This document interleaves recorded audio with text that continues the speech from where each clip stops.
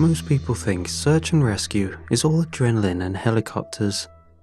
Truth is, 90% of the job is boredom.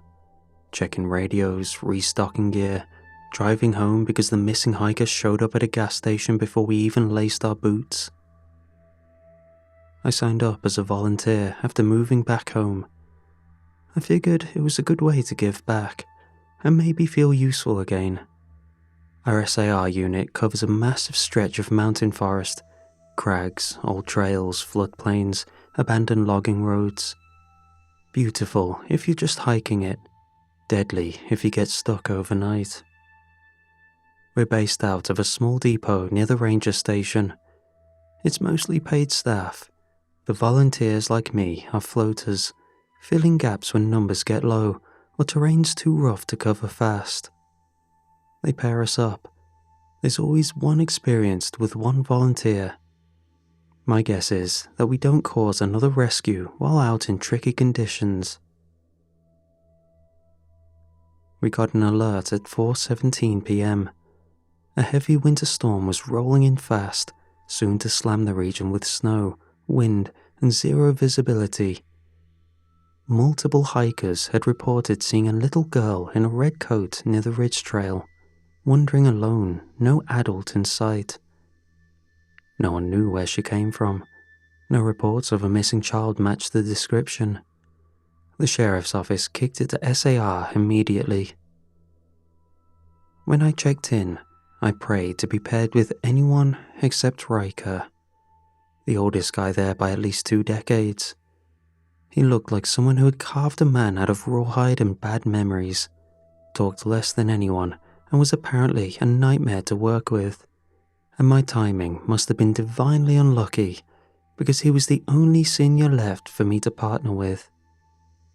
We gathered gear from the supply trailer, radios, thermals, maps, flares. As I clipped on my headlamp, Riker handed me something I hadn't seen anyone else use. A brass whistle, worn smooth from years of handling. "Only use it if you get turned around," he said, voice low, "and only head toward the returning whistle," he added, brandishing his own whistle that he had tied around his wrist. I stared at it. "What else would there be to head towards?" I asked.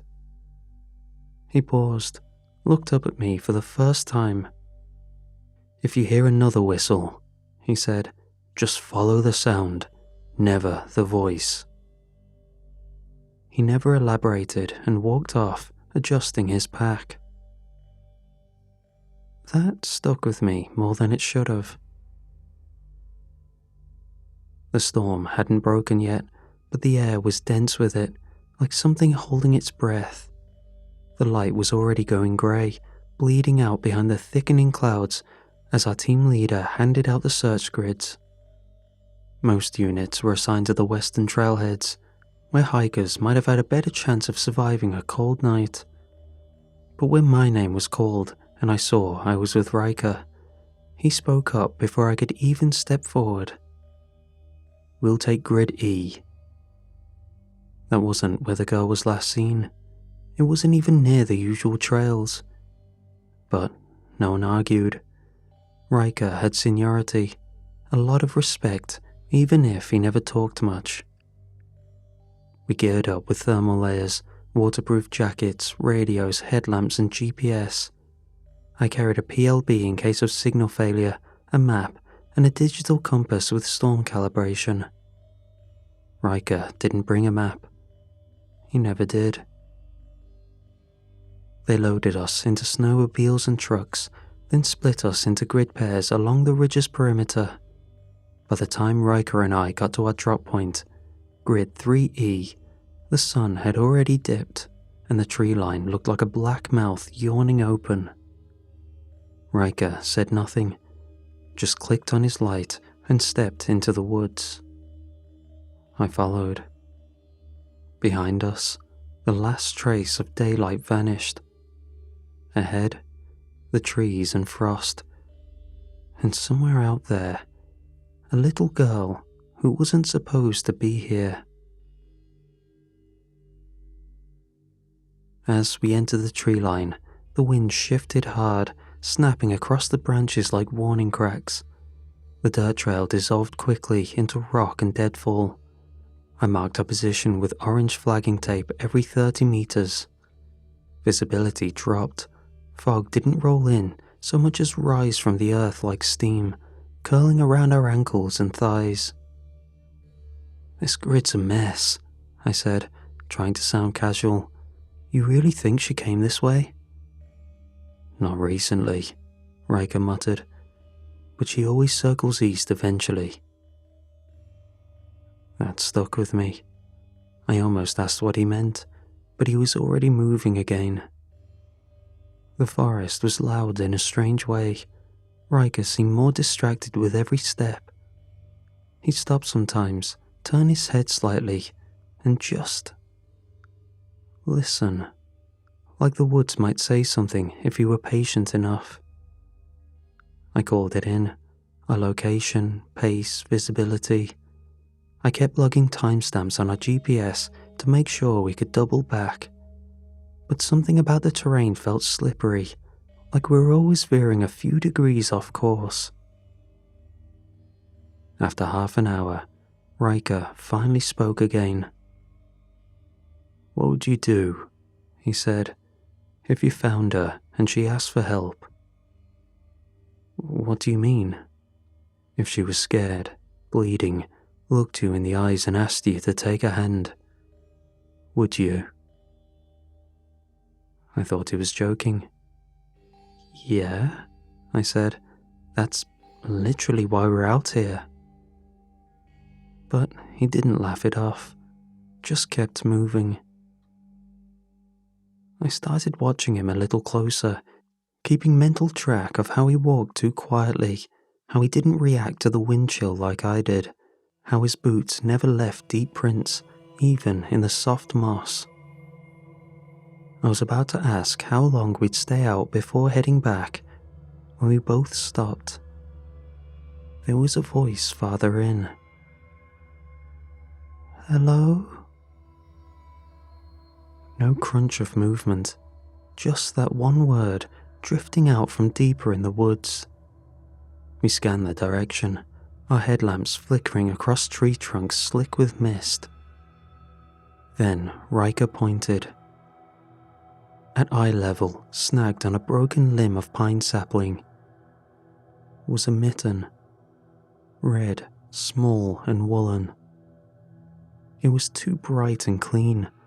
The storm had already dusted the trees with frost and debris, but the mitten was untouched, fresh, as if someone had just placed it there. Riker silently stepped forward, ducking under the limb. I followed, but the unease I'd felt earlier had crawled up into my throat now. It wasn't the storm that scared me. It was the idea that maybe Riker wasn't looking for the girl at all. We kept moving. The ground beneath us began to angle upward into a slow but constant incline that turned our boots into dead weights. My thighs burned, breath fogging in tight bursts. The wind had picked up, pushing sideways now, sharp enough to sting the skin. Snow had begun falling in dry, whispering flakes, collecting in the folds of my hood and glove seams. The radio crackled uselessly every few minutes. Too much interference. We hadn't heard from base since the first mile. Visibility dropped to maybe 30 feet. Trees loomed closer together, the bark slick with wet. My map showed we were near the ridgeline, but nothing about the place felt right. I kept one hand on the compass, watching it twitch like a dying insect. Then, Riker stopped. He raised a hand silently. There, just beyond a thicket of bare brush and frost-laced undergrowth, a small figure stood between two trees, red coat, hood up. She was facing us, watching. Even in the snow-dimmed light, I could see how bright the coat was, clean and untouched, like it had never brushed a single branch or patch of mud. She didn't even look hurt or scared. I lifted the radio, but Riker grabbed my wrist gently before I could press the call button. "Don't," he whispered. "What?" "Don't engage. Let her go." I stared at him, trying to read his face, but it was as blank as the tree line. "That's what we're out here for," I said, stepping forward. "She's not alone," he said. "You follow her, you'll find out what she's with." I hesitated. I told myself he was just being paranoid, that maybe all these years in the woods had made him see ghosts where there were none. It was just a scared girl, maybe in shock. That's why she wasn't crying, why she didn't move. I stepped past the thicket, ducking through brittle branches. My boots crunched loudly, and the sound made her head tilt slightly. And then, she moved. She turned and walked. She weaved between trees, red coat flickering between trunks like a thread being pulled. I followed, and just before she slipped behind a thicker cluster of pines, she turned her head and smiled, like she knew something I didn't. I kept pushing forward, but she kept slipping away. Every time I thought I'd close the gap, she'd dart behind another tree or vanish behind a cluster of brush. She never ran, just moved fast enough to stay out of reach. I contemplated why she was moving away from me, geared with the familiar colors of search and rescue in the beginnings of a heavy storm. The only reasonable explanation would be that she was leading me to someone who she came with, a parent or guardian stuck somewhere nearby. This only added urgency to the situation. The snow fell harder now. My boots punched through crust and sank into the earth beneath. Wind howled through the pines, giving the illusion of voices, cries that almost resolved into words, then vanished again. My radio was hissing with static. I thumbed the call button anyway. "Riker, I'm tracking her. She's moving east-northeast. I'm going to try and..." The signal cracked, and then dropped entirely.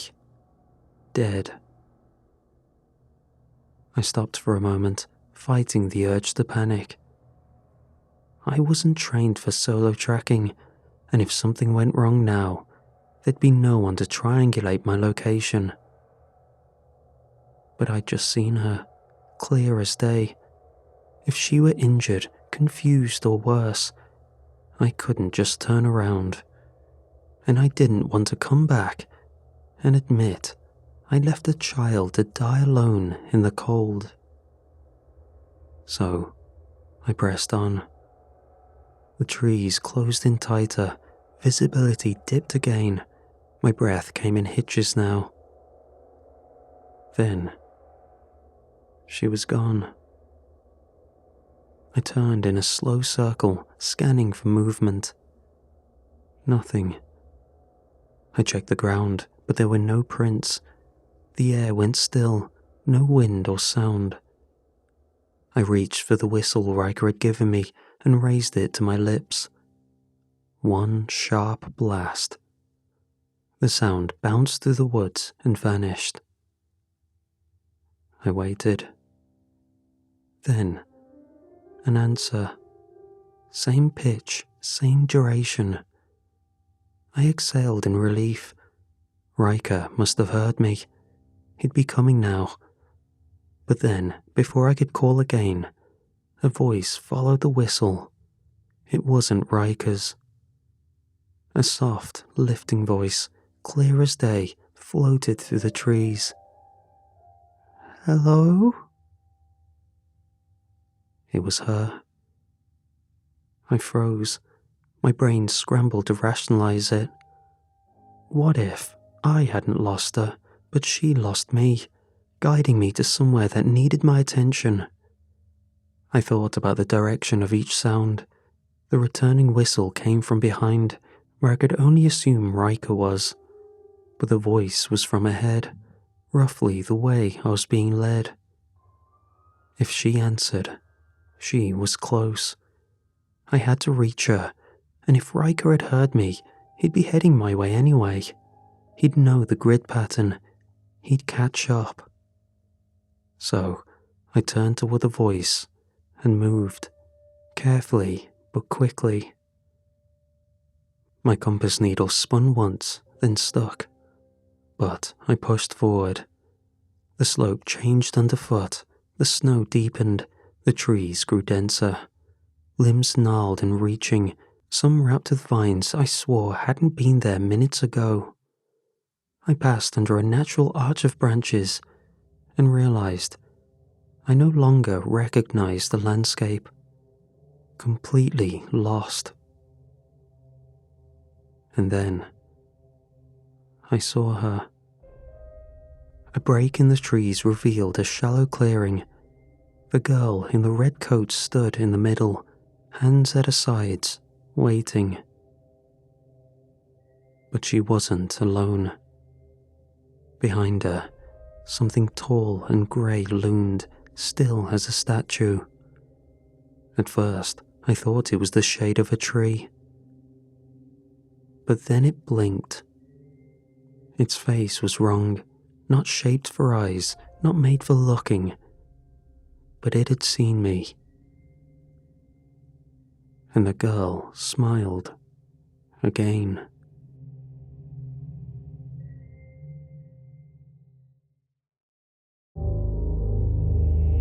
For a heartbeat, none of us moved.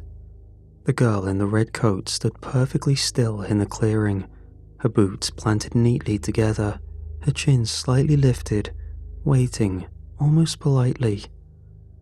But the thing behind her, that's what froze my breath in my throat. It was hunched low to the ground, long-limbed like a starving animal, its joints bent at angles that shouldn't exist. Its skin was smooth, sickly grey, stretched too thin, like wet paper over sticks. Head tilted in my direction, as though it was sizing me up. It didn't move, not an inch. But the girl did. She turned a little toward me, and then she spoke. "Help me, it's so cold." Her voice was soft, warm, and disturbingly calm. But her mouth didn't open, not even a twitch. The words just slipped into the air between us, as though the space itself had spoken them. The thing behind her shifted, only a tremor, like something contracting unseen muscles. "Looks like you'll be the next one," she said. Although I couldn't make sense of it, my stomach dropped so hard my knees almost went with it. Then it started slinking toward me. That was when I realized the girl wasn't separate. She wasn't herself. They were both sides of the same coin. She was a lure, a mask, something the creature used to draw people in.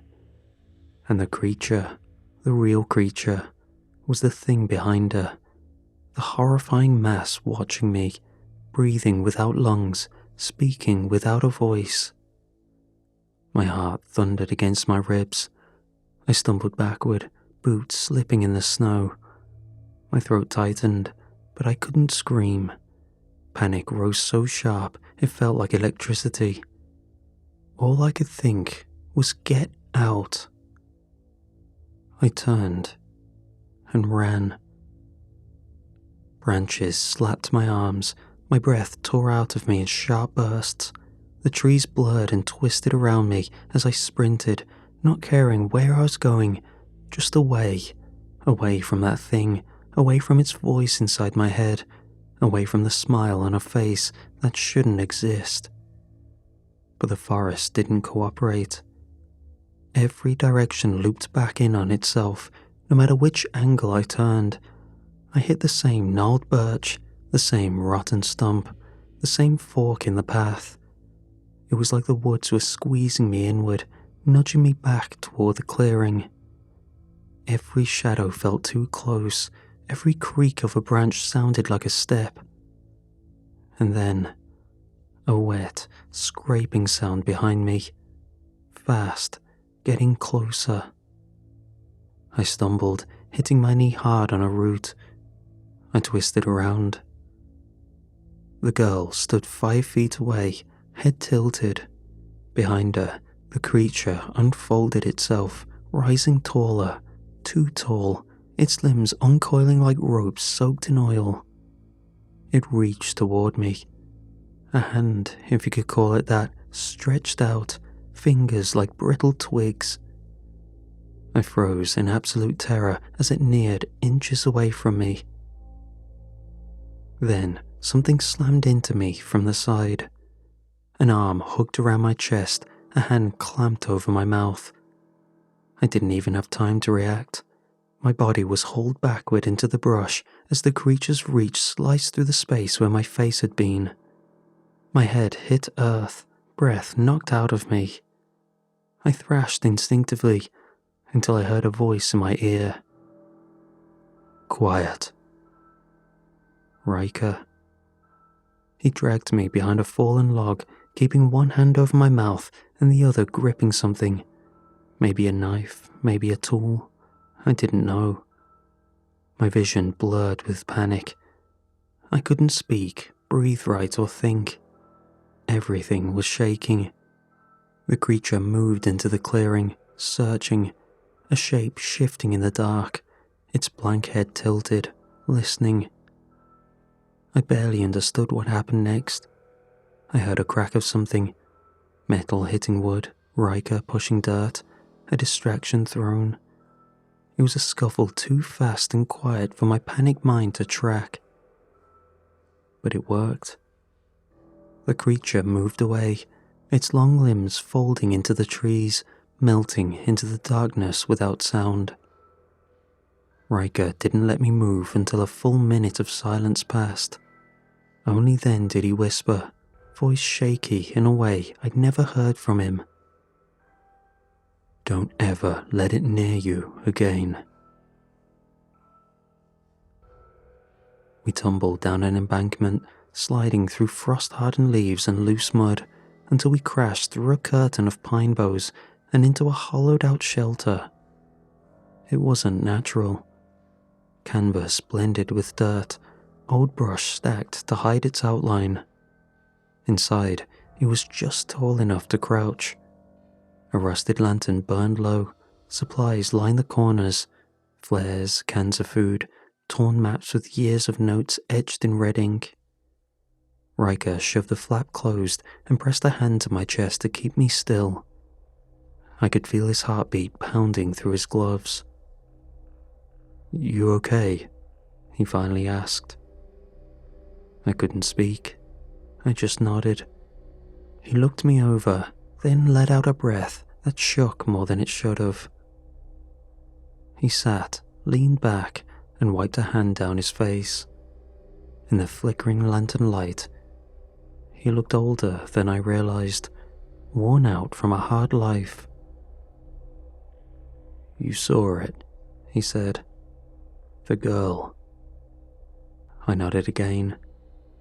He gave a dry, humorless chuckle.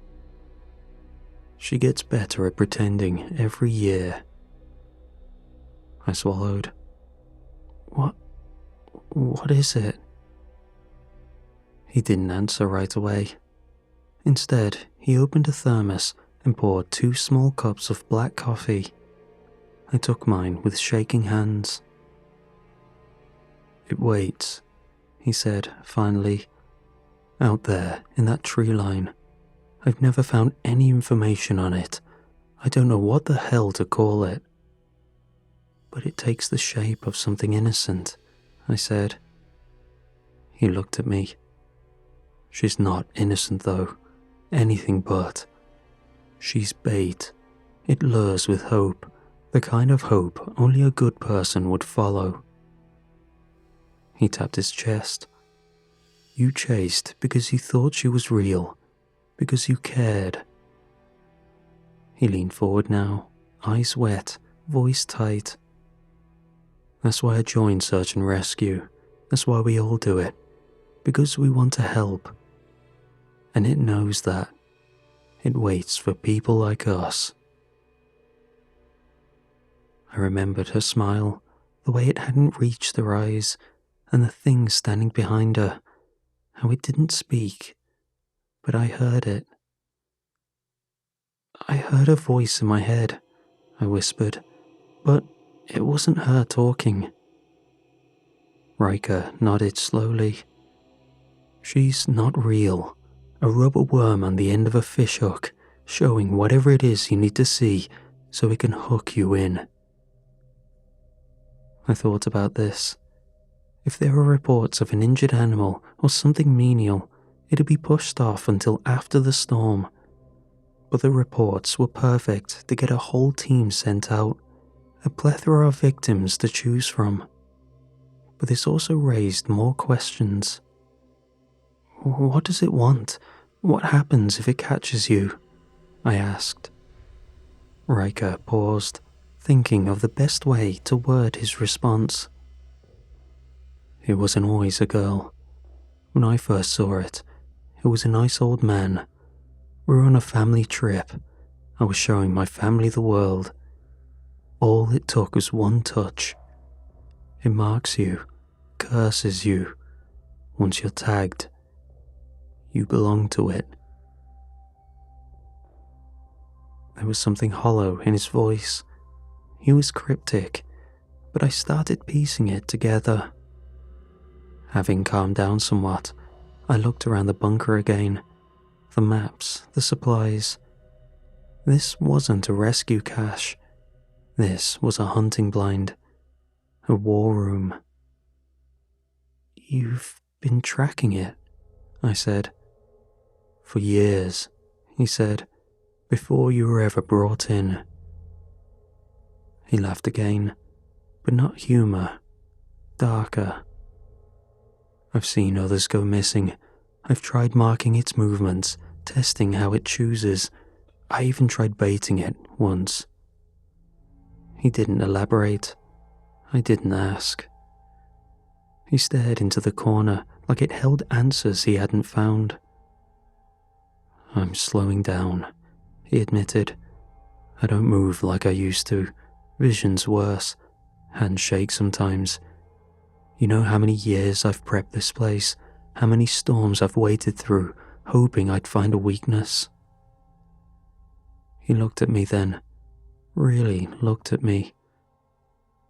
You know, he said, staring at the dirt floor. I once heard her say something to me. I looked up. What? He swallowed. I forgive you. The words lingered in the stale air like a breath on cold glass. I've been trying to figure out what I'm being forgiven for ever since, he said. I don't think she meant it. But God, it almost sounded sincere. I watched him, unsure if I should respond. He seemed lost in the memory, haunted by something only he'd witnessed. Then he straightened up, decisively, and reached under a tarp in the corner. He pulled out a weapon. A compact rifle, lovingly maintained, its barrel wrapped in cloth to keep the cold from seizing the metal. My chest tightened. What are you doing? Riker lifted the gun, checked the chamber, and nodded to himself. This is the best chance I've had in years, he said. Storms covering movement. It hunts better in clear air. You're not going out there, I said. You can barely... He rolled up his sleeve, and my words died. His forearm was pale as candle wax, mottled with deep blue patches. Streaks of white frostbite spidered beneath the skin. But worse, At the center of it were the clear impressions of fingers curved inward like hooks. A perfect handprint. "I'm already gone," Riker said. "Marked. It touched me when I hauled you out of the clearing." My stomach dropped. "Riker, you didn't feel it. That's good." He breathed out a shaky but relieved sound. "Maybe you'll last longer than I did." "I'm not letting you go alone," I said, rising to my feet. "We can radio in help. Call the state. Call—" "There's no one left to call." He actually smiled at that. A real smile. The first I'd seen from him. A small, sad thing. "You think I haven't tried?" he said. "I've done this longer than you've been shaving. I've chased it for years, hoping I'd find a loophole, a weakness, a pattern." His hand tightened on the rifle. "I never did. But if I'm going to die anyway," he shrugged, "might as well go out swinging. It's the best excuse I've ever had." "Riker, please." My throat was tight, a knot of guilt, helplessness, and something like grief twisted inside me. This man had saved my life, and it had cost him his. And now he was walking into the dark to pay the rest of the price alone. He put a hand on my shoulder. "Stay here. No matter what you hear, when the storm breaks, wait for the team. Walk out when the sun's up. Don't run, and don't follow her." He pulled the flap open. The cold wind slapped my face, and then he stepped out into the black. I scrambled toward the exit. "Riker!" But the flap dropped shut. For a moment, there was only the roar of the storm. Then, a gunshot, sharp, echoing. Another. Then a scream, raw, torn from someone who had no hope of surviving what they were facing. And then, silence. The storm swallowed everything. To honor Riker, I did as I was told. I stayed in the shelter. Hours passed, the lantern dimmed, my breath fogged in the cold. But I had time to look around, see what he'd really been doing. There were notes everywhere, wrapped in protective film to stop the elements at eating the pages. Notes on locations, hot and cold areas of sightings, unexplained disappearances. It was a clinical detail, a facsimile of the way he presented himself. However, like I had witnessed, something no one else in the SAR team had seen besides me. I found his heart. Something so dear that I could almost feel it beating in my hand. A small square that told a biblical-sized story. A worn-out Polaroid of a happy family with a snowy backdrop. Riker, young and full of energy, surrounded by love.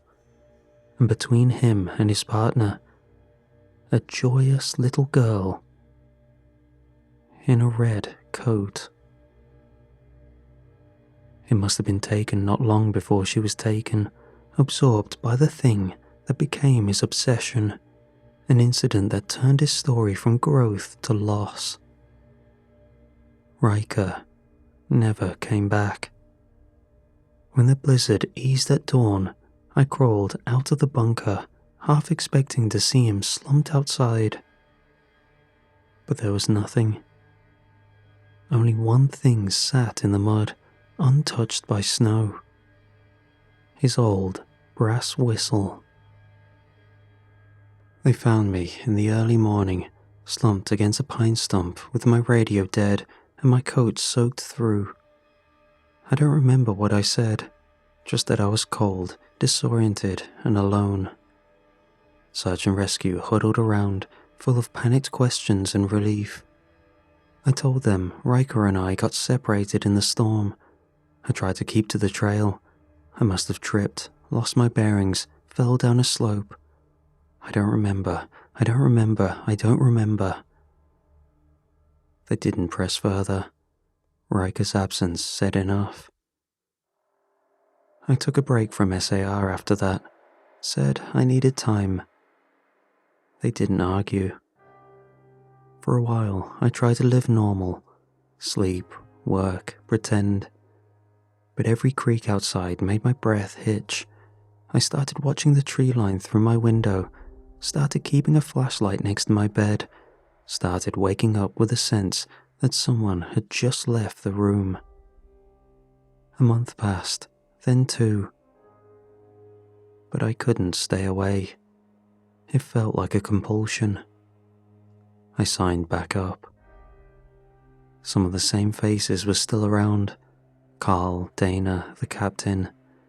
But a lot of new ones too. College kids, drifters, hopefuls.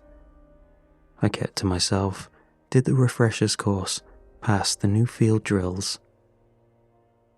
I didn't talk about Riker. Then, one evening during gear check, the call came in. A hiker had reported seeing someone limping near Deer Hollow Trail.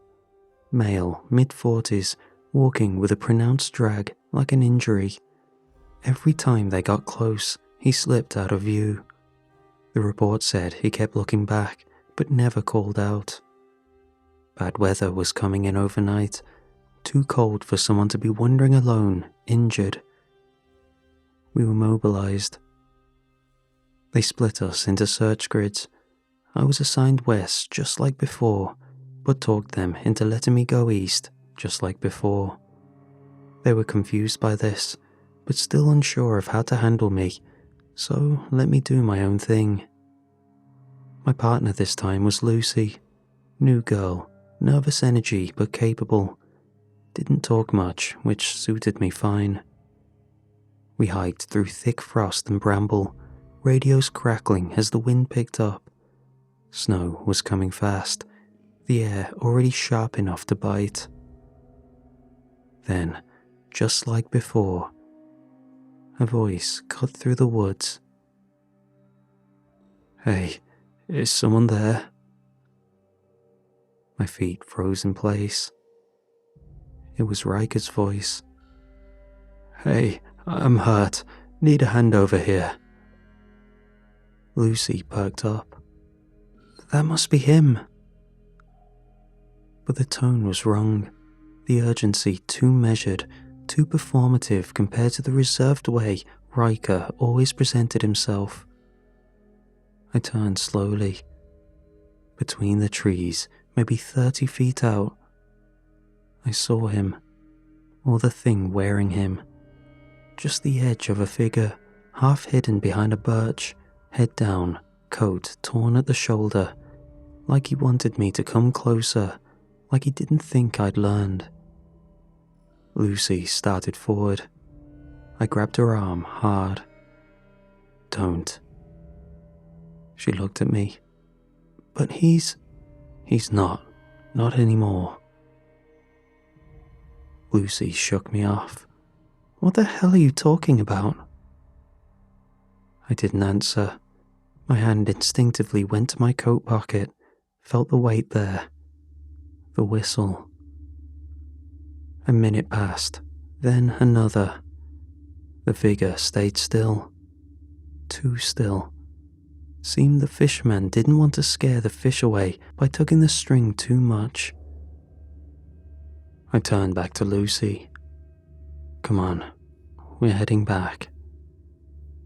She started to protest again, but I spoke before she could. "Storm's coming in fast. Anyone in that condition wouldn't have made it this far without shelter. If he's real, he's already dead." I don't know if she bought it. Doesn't matter. She followed. We regrouped with the team. I made my report, referred to the snow, the wind, the lack of tracks. I said it didn't match up. I said we need better weather, infrared, and maybe a drone sweep in the morning. They logged it, called off the search until the storm passed. Back at base, I stowed my gear. Then I went to the locker room. There, in my personal bag, beneath a medical pouch and my backup radio, was the thing I hadn't dared carry until now. A firearm. Riker's old sidearm. I'd found it hidden in the bunker after the storm passed, along with his journal, his maps, his mission. I signed back up for search and rescue because it was what I knew, but I stayed because it was what I had to do. I don't know if the creature can be killed, but I can try. I know Riker tried. And now, it's my turn.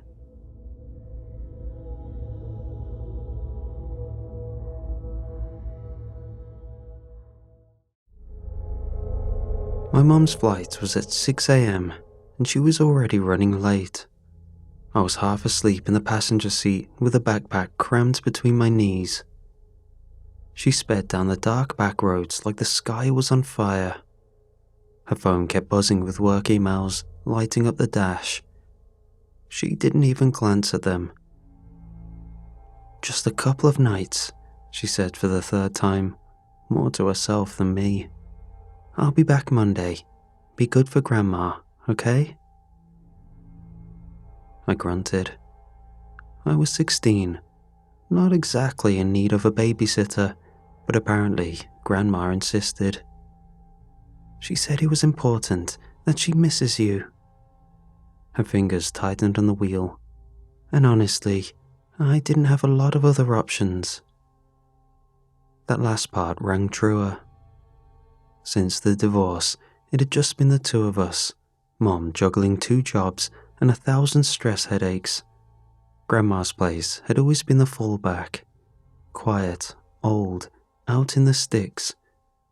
My biggest gripe was no Wi-Fi, just trees and the sound of wind that never quite felt like wind. We pulled into the gravel driveway just after dusk. The porch light buzzed above the steps, flickering once like it always did. Grandma's house hadn't changed from the outside. It had the same old wooden siding, the paint faded to a memory of blue. The wind chimes clinked on a breeze that didn't touch the trees. Mom sat in the car a moment longer than usual.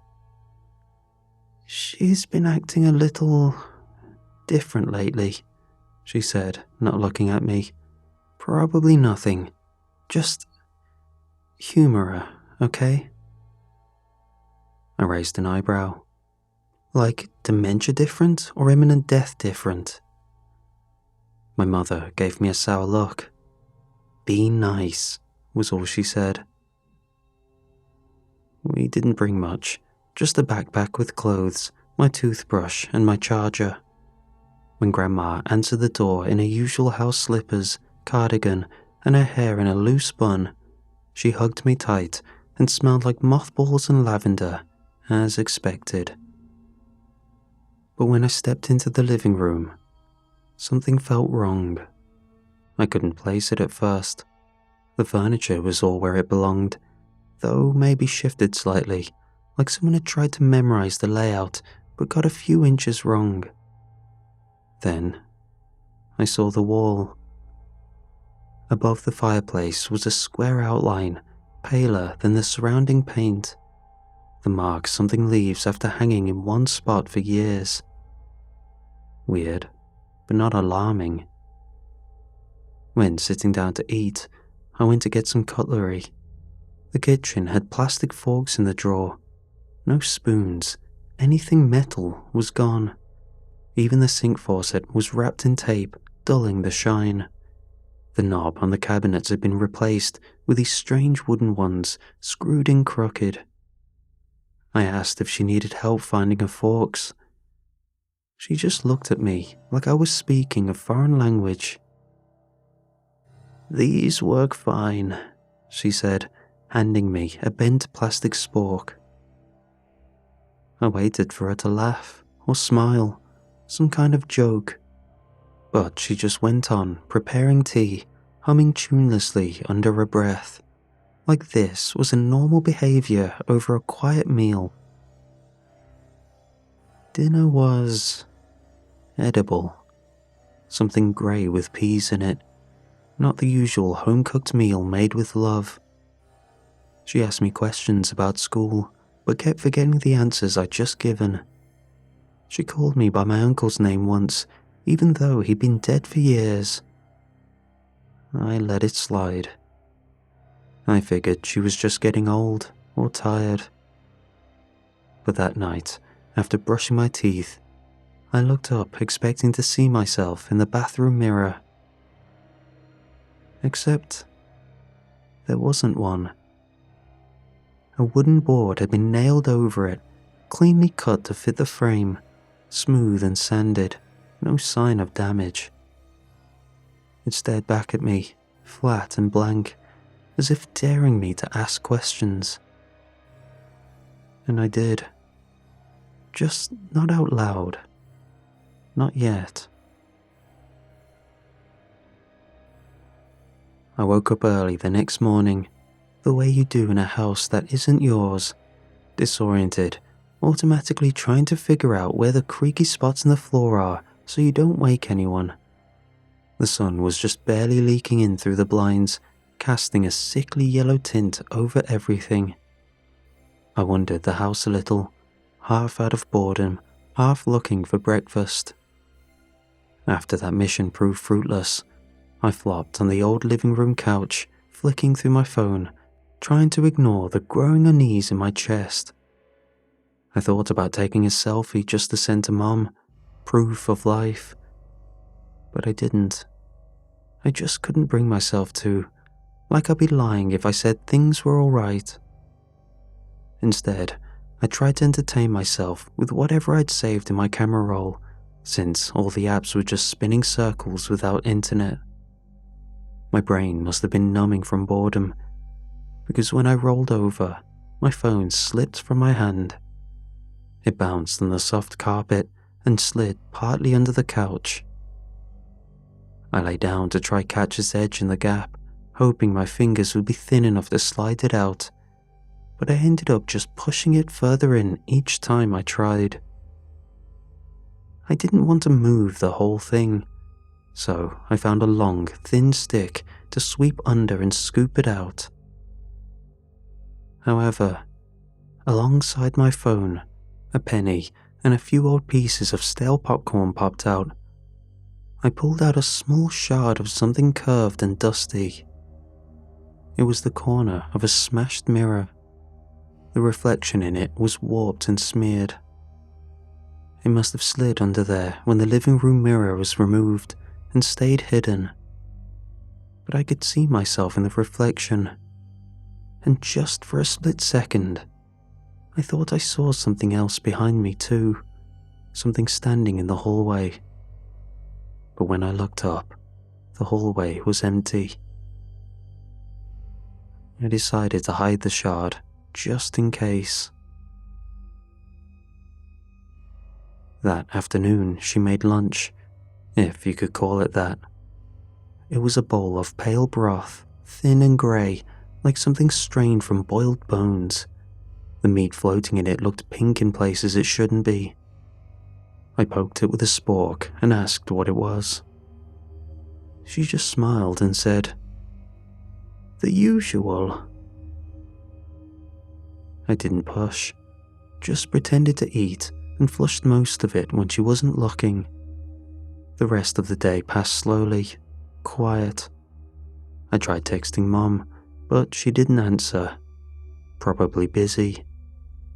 Still, I caught myself checking every 15 minutes. Later, we sat together in the den. The TV was still covered, and when I asked if we could watch something, Grandma just shook her head. "Oh, Jerry, I thought you hate television," she said. Jerry is not my name. That was my father. I blinked. You mean me? I'm not. She tilted her head.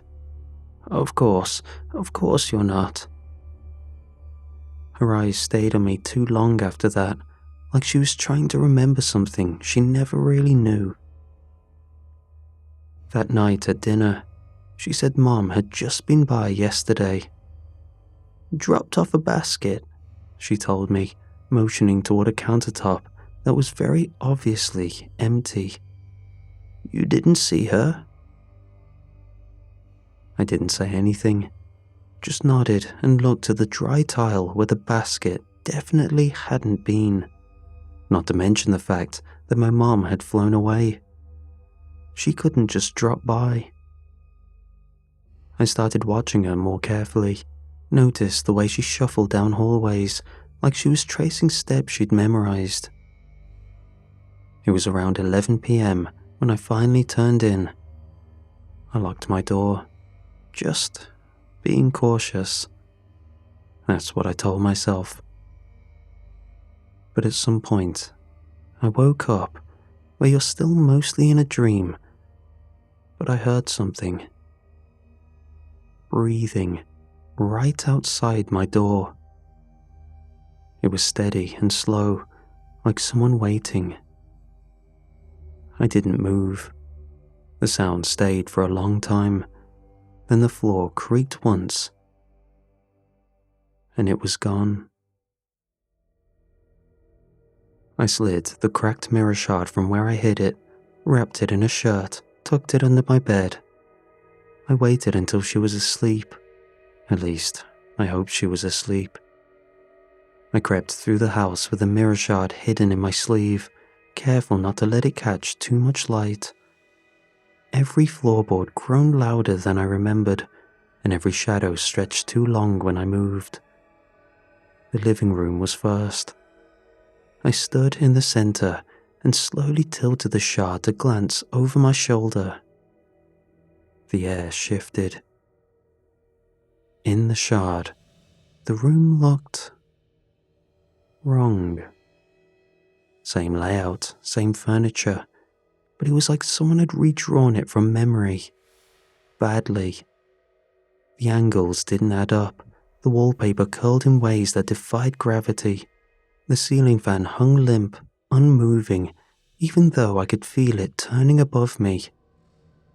No sound came through the glass, like the reflection was holding its breath. In the dining room, the chairs were all facing the wrong direction. A spilled glass of water sat frozen mid-splash on the table. The windows were smeared with something dark. I kept moving, checking each space, quick glances into the shard as I moved. The hallway was narrower in the reflection, lined with doors that weren't there before, stacked and stacked and stacked, some of them slightly ajar. I never dared to look too long at any of them, unsure of how I'd even do so. In the upstairs guest room, the reflection showed all the toys in the closet turned toward the door, as if waiting. The bathroom had no mirror, of course, but in the shard, the wall where the mirror used to be bled light from behind the wood, as if it was straining to come through. The entire time I moved quietly, listening for her, but the house was dead silent. That only made it worse. There was only one place I hadn't checked. The basement. Grandma never went down there. The door was always locked, and the key, a rusted old skeleton key, hung above the fridge. I waited until I was sure I wouldn't be heard, then slid it free. The door creaked louder than anything else in the house. I winced, waited. Nothing. I opened it and slipped down into the dark. The basement was cold. It smelled like wet wood and mildew. But more than that, it felt off in a way the rest of the house hadn't. wrong in the way it felt arranged, very similar to the oddities I saw in the reflections around this house. But now, I was standing in it. There was a wooden chair in the center of the room with nothing else around it. Just the chair and frayed ropes still wrapped loosely around the arms and legs, deep grooves scratched into the floor beneath it like someone had been struggling recently. But in the mirror shard, an ordinary-looking basement. Boxes were stacked neatly along the walls. The paint wasn't peeling. It was a quiet, normal basement, a version of the room that should have been. I pulled the shard down and looked again. Still the same rotted room. The reflections had all been twisted versions of my world, but the basement was the only one where the reflection looked real, like this version of the basement, the one I was standing in, was the fake. I stuffed the mirror shard into my pocket and quietly made my way to the front door. I didn't even bother with my shoes, just wanted air, space, a normal tree, something that didn't twist when I wasn't looking at it. I gripped the handle, turned it, and nothing. It wasn't locked. The mechanism clicked normally, but the door wouldn't move, like something was holding it shut from the outside. It didn't even rattle when shaken. I looked out the side window. The world beyond the glass rippled, faintly but unmistakably, like heat haze, only thicker. The tree trunks shimmered, warping at their edges. The leaves fluttered in loops that didn't match the wind I couldn't feel. It looked exactly like the house did in the mirror shard. I pressed my forehead to the glass and looked up. The sky was wrong too, slightly off color, like it had been painted just a shade too grey, and the clouds had forgotten how to move. I realized I hadn't heard a single bird, no passing cars, no wind, just the house. And her. Grandma had started humming again. She was in the kitchen, standing with her back to me. I hadn't heard her wake up. She was stirring something that smelled like burnt honey and rust. The song was slow and broken, half melody, half moan, a tune that worms into your head and makes your teeth itch. She didn't move like she had the other day. Her limbs were stiff, swinging wide like a puppet trying to remember how to walk. Her feet dragged, scuffing hard against the floorboards.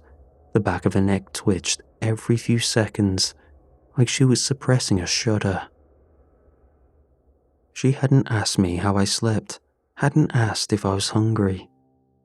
It was like she didn't need the act anymore.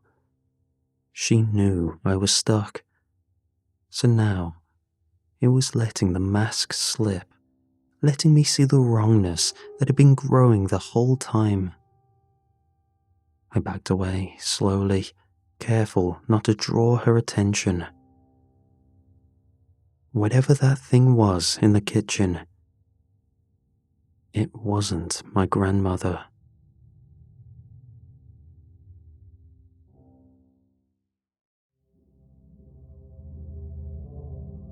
I went back to the basement as quietly as I could, because I couldn't stop thinking about what I'd seen. Every other room in the house twisted in the shard's reflection. The basement was the only place that felt like an opposite. To me, this meant something. I hoped to find a solution, or at the very least, answers. Just standing at the top of the basement stairs made my stomach clench. I crept down slowly, one hand gripping the rail, the other wrapped tightly around the mirror shard. When I reached the bottom, the air hit me, and it was worse, damp and metallic. The chair was still there in the center of the room, empty, ropes hanging off the arms like wilted vines. I stood there for a long moment, steadying myself, then lifted the mirror shard and angled it toward the chair. My breath fogged the glass. Within the normal-looking basement in the reflection, a woman sat tied to the chair. Her hair was a little shorter than I remembered, her face thinner. But there was no mistaking her. It was my grandmother, the real one. She wasn't screaming, or if she was, the shard didn't carry sound. Her head drooped forward like she'd exhausted herself hours ago. But when I stepped closer, she lifted her face. Her eyes locked on mine. I didn't know how that was possible. How could she see me from that place?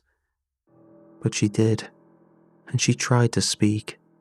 Her lips strained against the invisible ropes of silence, forming a single word again and again. Break. Her mouth formed it with desperate precision. Break, break, break.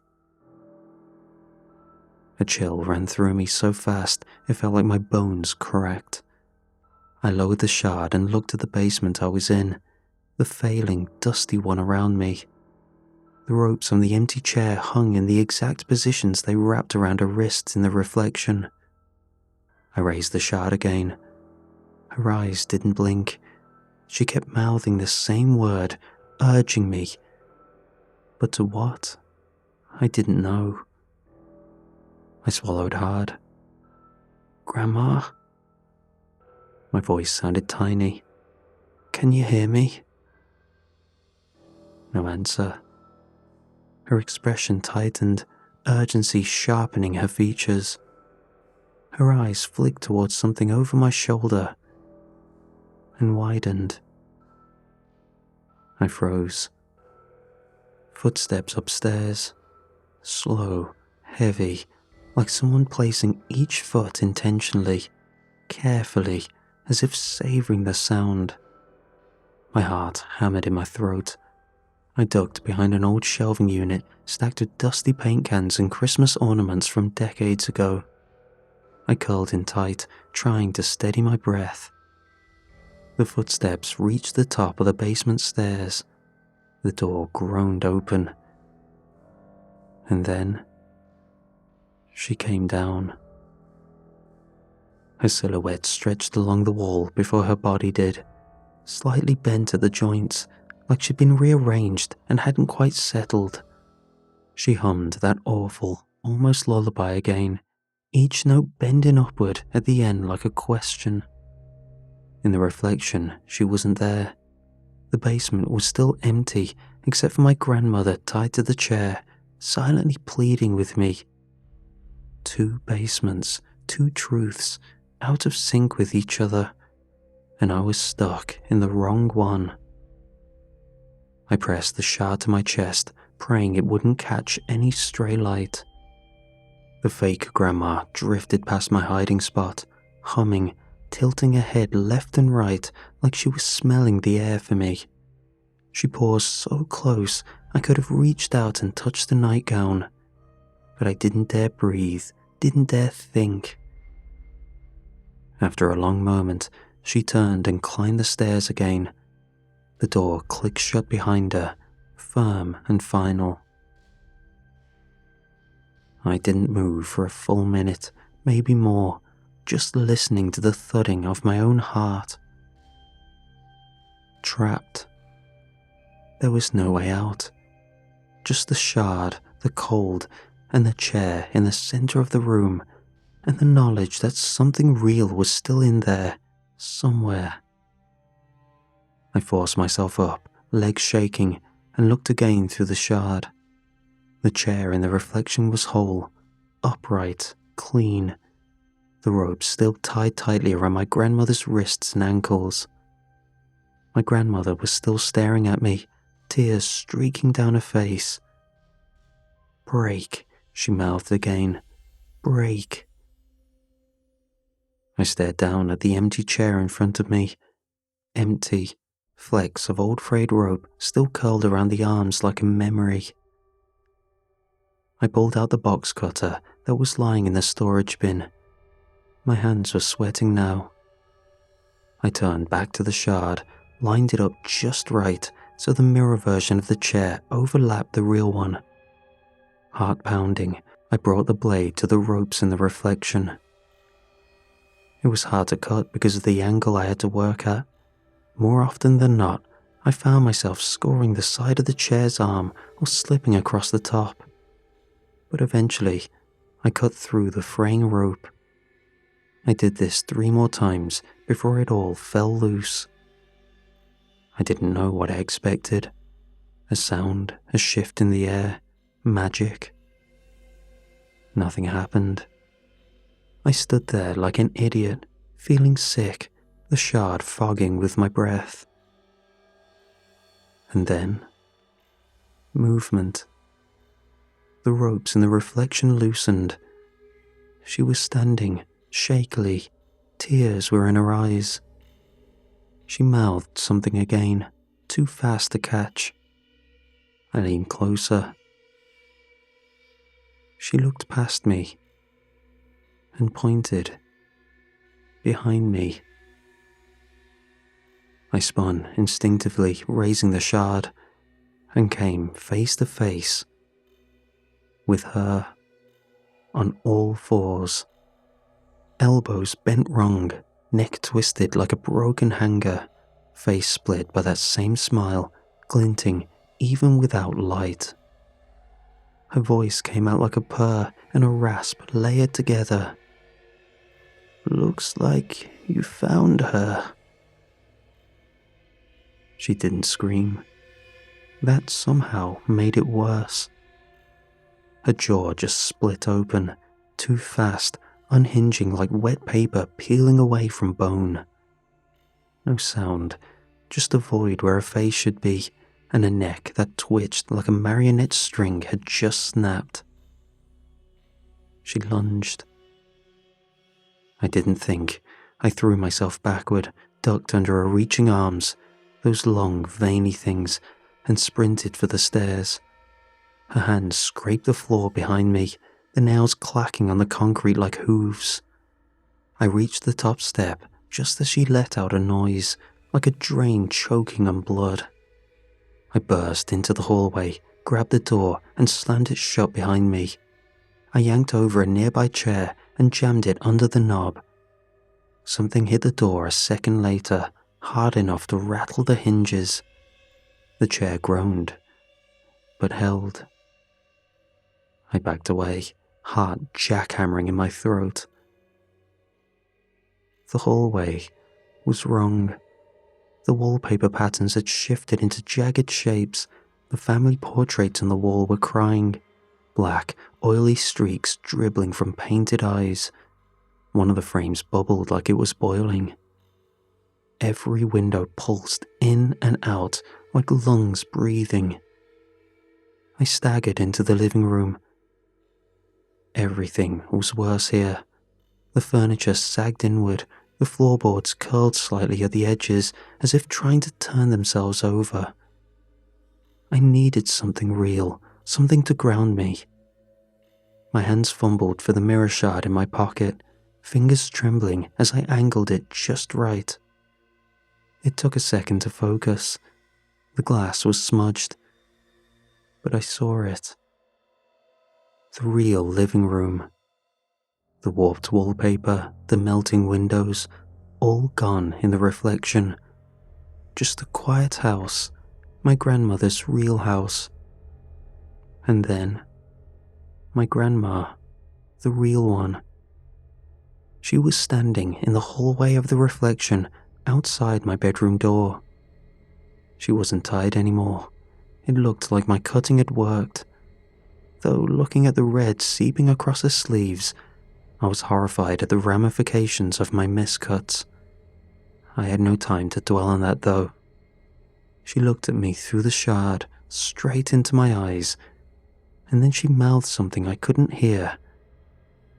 But I felt it. There's still time. The moment she pointed, I moved. I didn't hesitate. I couldn't. The house was breathing too loud now, the shadows bending in strange directions. The slamming on the basement door rattled the chair loose with each bang. I ran for the hallway closet, the mirror shard gripped so tightly in my hand that the edges dug into my palm. I yanked the door open. Just coats. Dusty, limp things hanging from plastic hangers. A collapsed umbrella, a floor scattered with old shoes. Nothing else.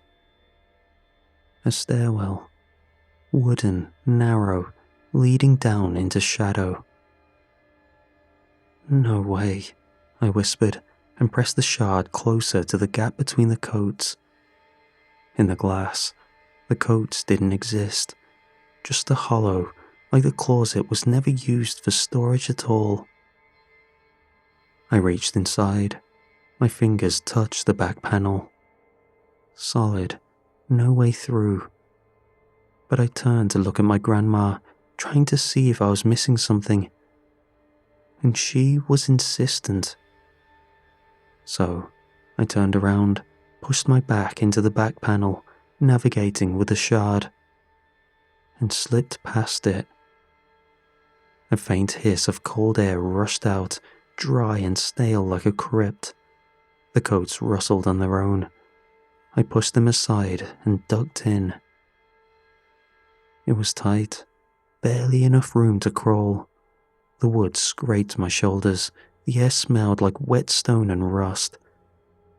But I kept going, guided only by what the mirror showed. No more normal, just that staircase and the strange quiet that came with it. The further I went, the colder it got. Cold you feel in your bones, not your skin. I turned the shard to check behind me. The fake house still warped and snarling. But ahead, the stairs were getting clearer. Halfway through the passage, the mirror started matching what I was seeing. The house in the shard became the real house again, reality snapping back into alignment, like I'd stepped out of a lie. Finally, I emerged. Wooden steps beneath me, smooth concrete floor ahead. The real basement. I could feel it. Still damp, cold, but real. And there it was. The chair. Empty. Frayed rope ends hanging off the arms. Red smeared along the wood. The seat indented. Faint marks of dust. Shoes. Smaller than mine. She'd been here. The last place I saw her was the hallway, so I had to make my way back up. The stairs creaked under my feet like they hadn't been stepped on in years. I moved slowly, breath shallow, expecting the walls to shift again, for the floor to fall out beneath me. But everything was still. When I reached the top, I smelled something familiar.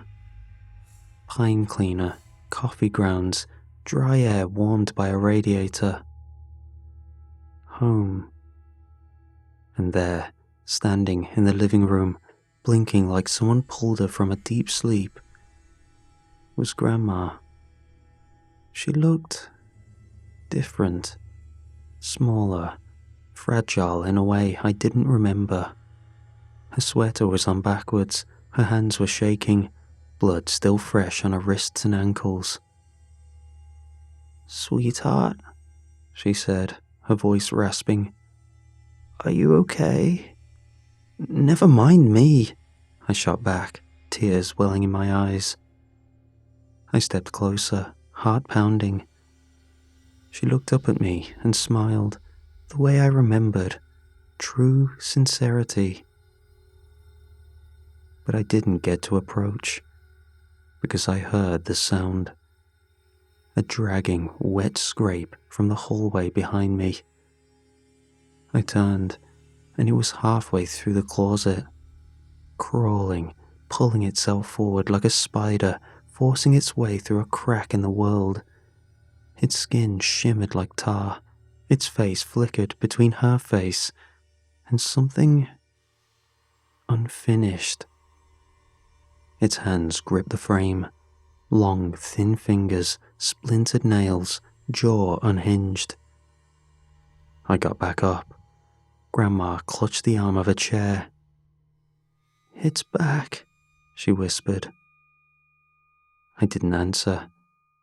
I reached into my pocket. The mirror shard, still warm from gripping it in the crawl space.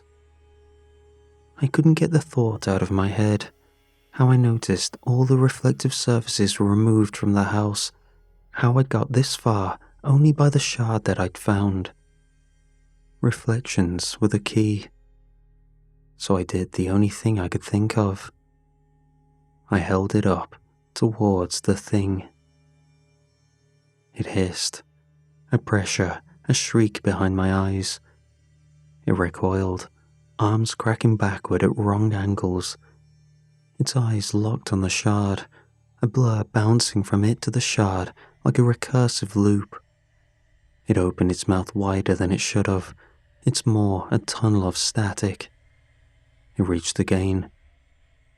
So, I stepped forward, held the shard higher, and things intensified. It wasn't light that came out, more like the absence of everything behind me, like it was staring into a doorway it wasn't meant to see. Air surged backward, photos fell off the wall, the hallway twisted.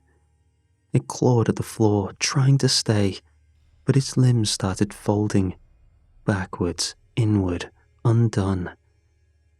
It turned to ash in slow motion, like paper burning without flame. Then, silence. The mirror shard split down the center, hairline cracks webbed through it, and then it crumbled, fine as sand, through my fingers, gone completely. Behind me, Grandma started to cry.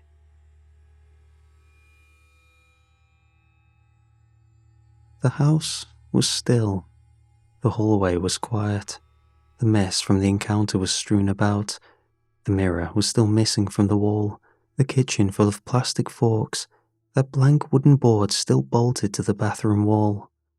Like the world had snapped back, but the echo of her choices remained. Grandma was there, standing where I'd last seen her. Her eyes flicked to mine as I entered.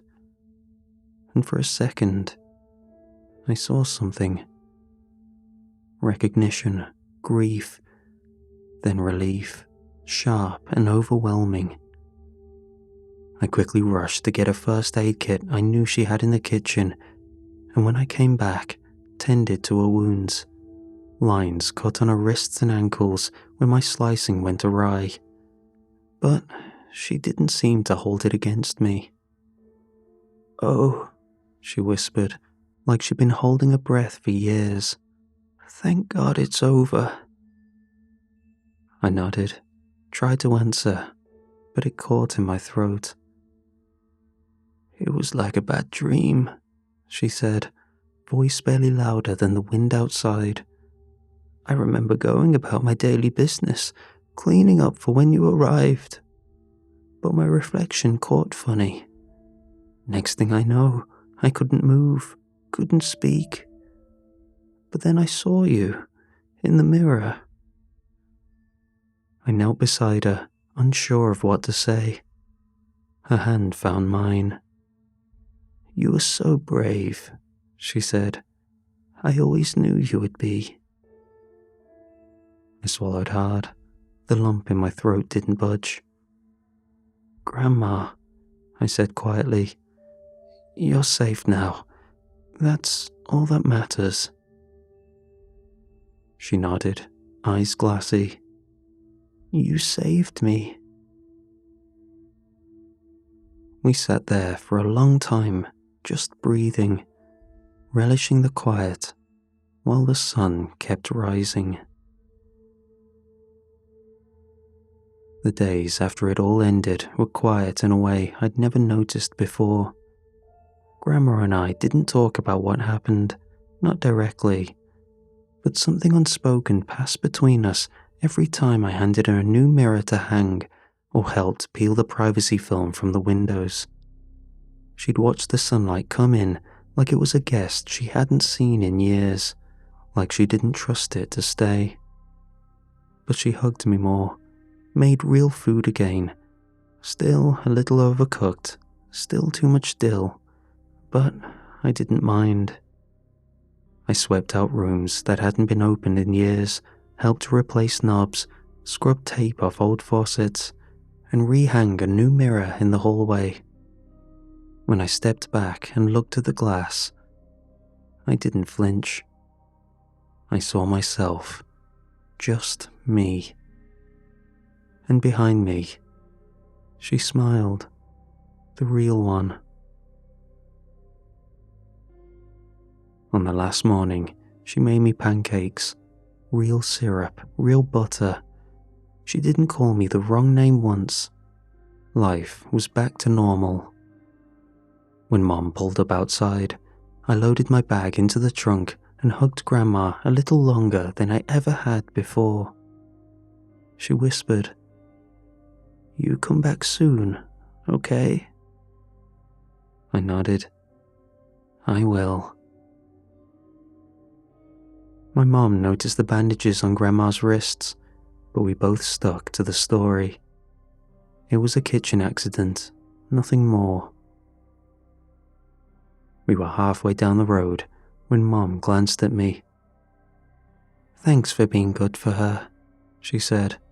"I know it's never your favorite place, but I appreciate it. Maybe next time I'll see if one of your friends can have you over instead. You know, let you do something fun." I looked out the window. Trees blurred past, ordinary and soft. No oil-slick shimmer, just the world. "No," I said. "I'm okay with staying at Grandma's." Mom raised an eyebrow. "Really?" "Yeah," I said. "Plus, she could use the help." She smiled, surprised but pleased. "Well, that's really kind of you." I nodded, but didn't say anything else. Just kept looking out the window, watching the woods roll by. I felt a newfound responsibility for Grandma, and if anything ever happened again, I'd be ready.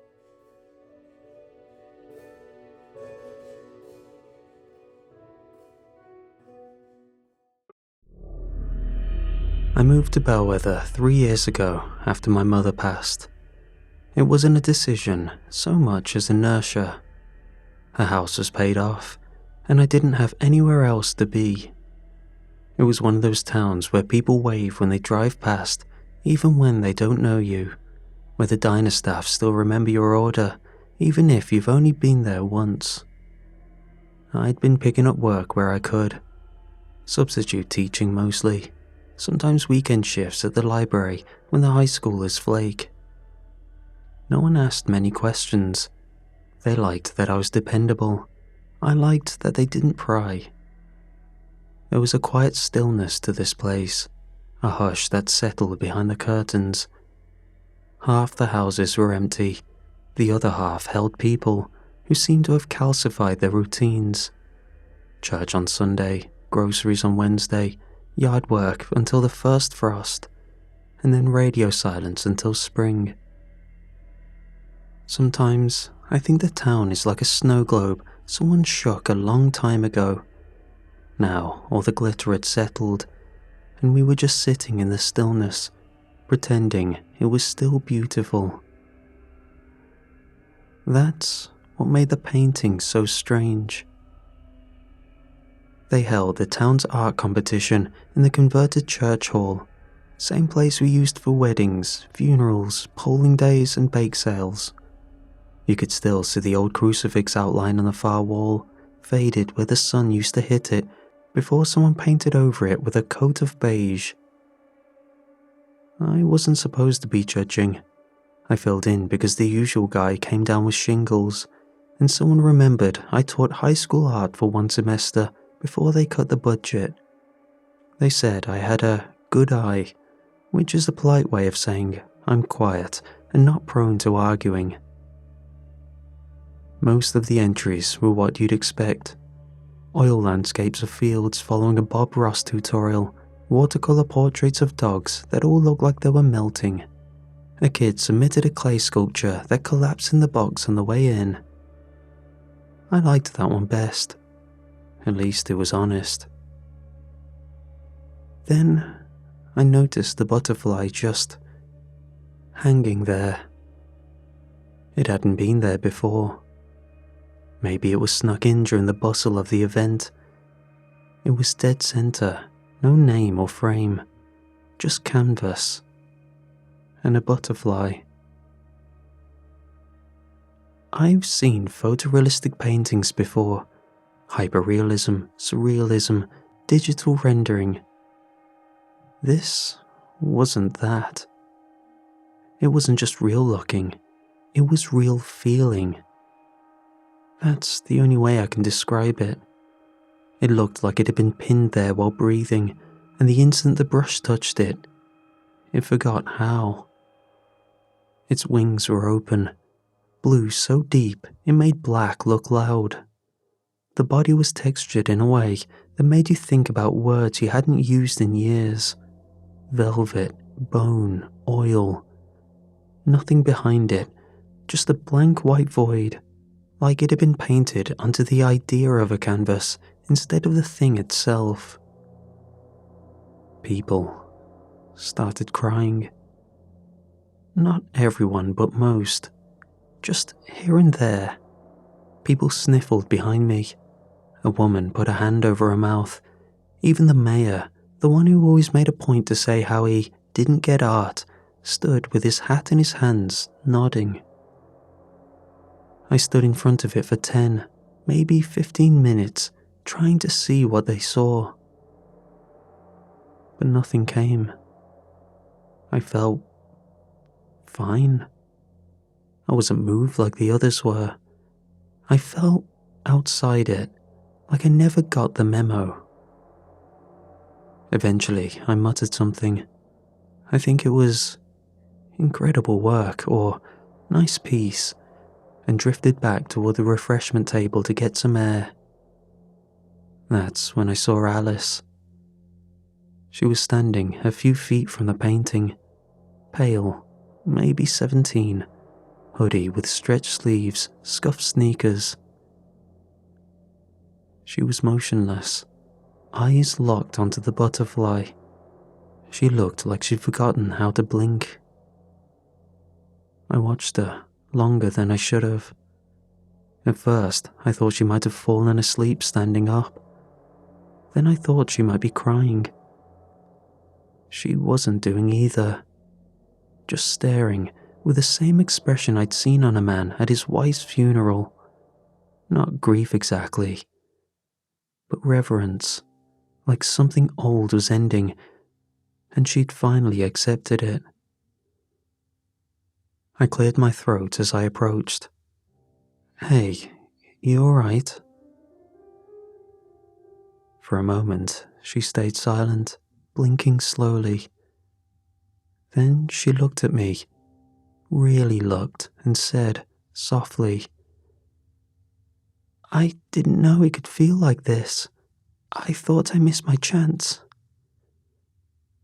Then she turned back to the butterfly, and I just stood there, not knowing what the hell to say.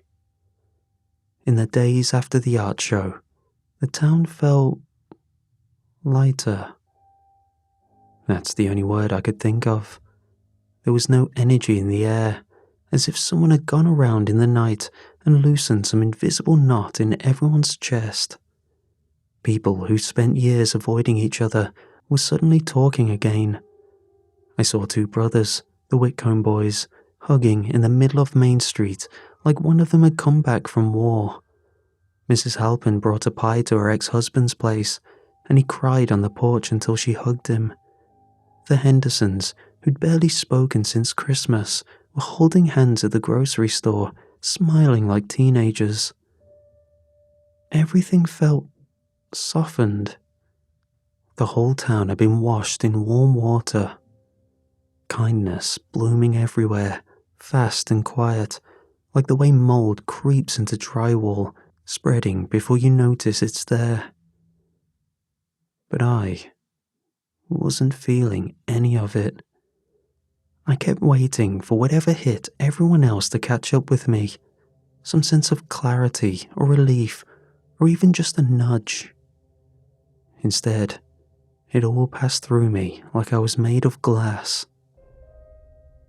Even Jacob was different, and he's about as stubborn as they come. I stopped by the garage one afternoon to say hi, and found him leaning back in a lawn chair outside the bay doors, eyes closed, smiling at the sky as if someone was telling him a story only he could hear. "Hey," I said, nudging his boot. "You alright?" He blinked like I pulled him out of a dream. "Never better," he said. "Feels good, you know, like something finally broke loose." "What did?" I asked. He just laughed, a small, private laugh that made me feel like I'd missed the joke. When I asked him about the painting, he smiled again and said, "It was something, wasn't it?" He looked past me, like something across the street was calling him. I turned to look. Nothing was there. I walked home, feeling hollow. It wasn't just the painting that bothered me now. It was me. Why hadn't I reacted like everyone else? What was wrong with me that I could look at that thing everyone else treated like a revelation, and feel absolutely nothing? That question kept bothering me long after I got home.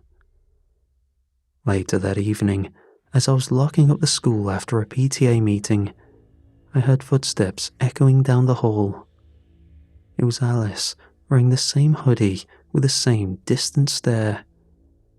But this time, her cheeks were flushed, and her eyes had that shimmering look I'd seen on half the town.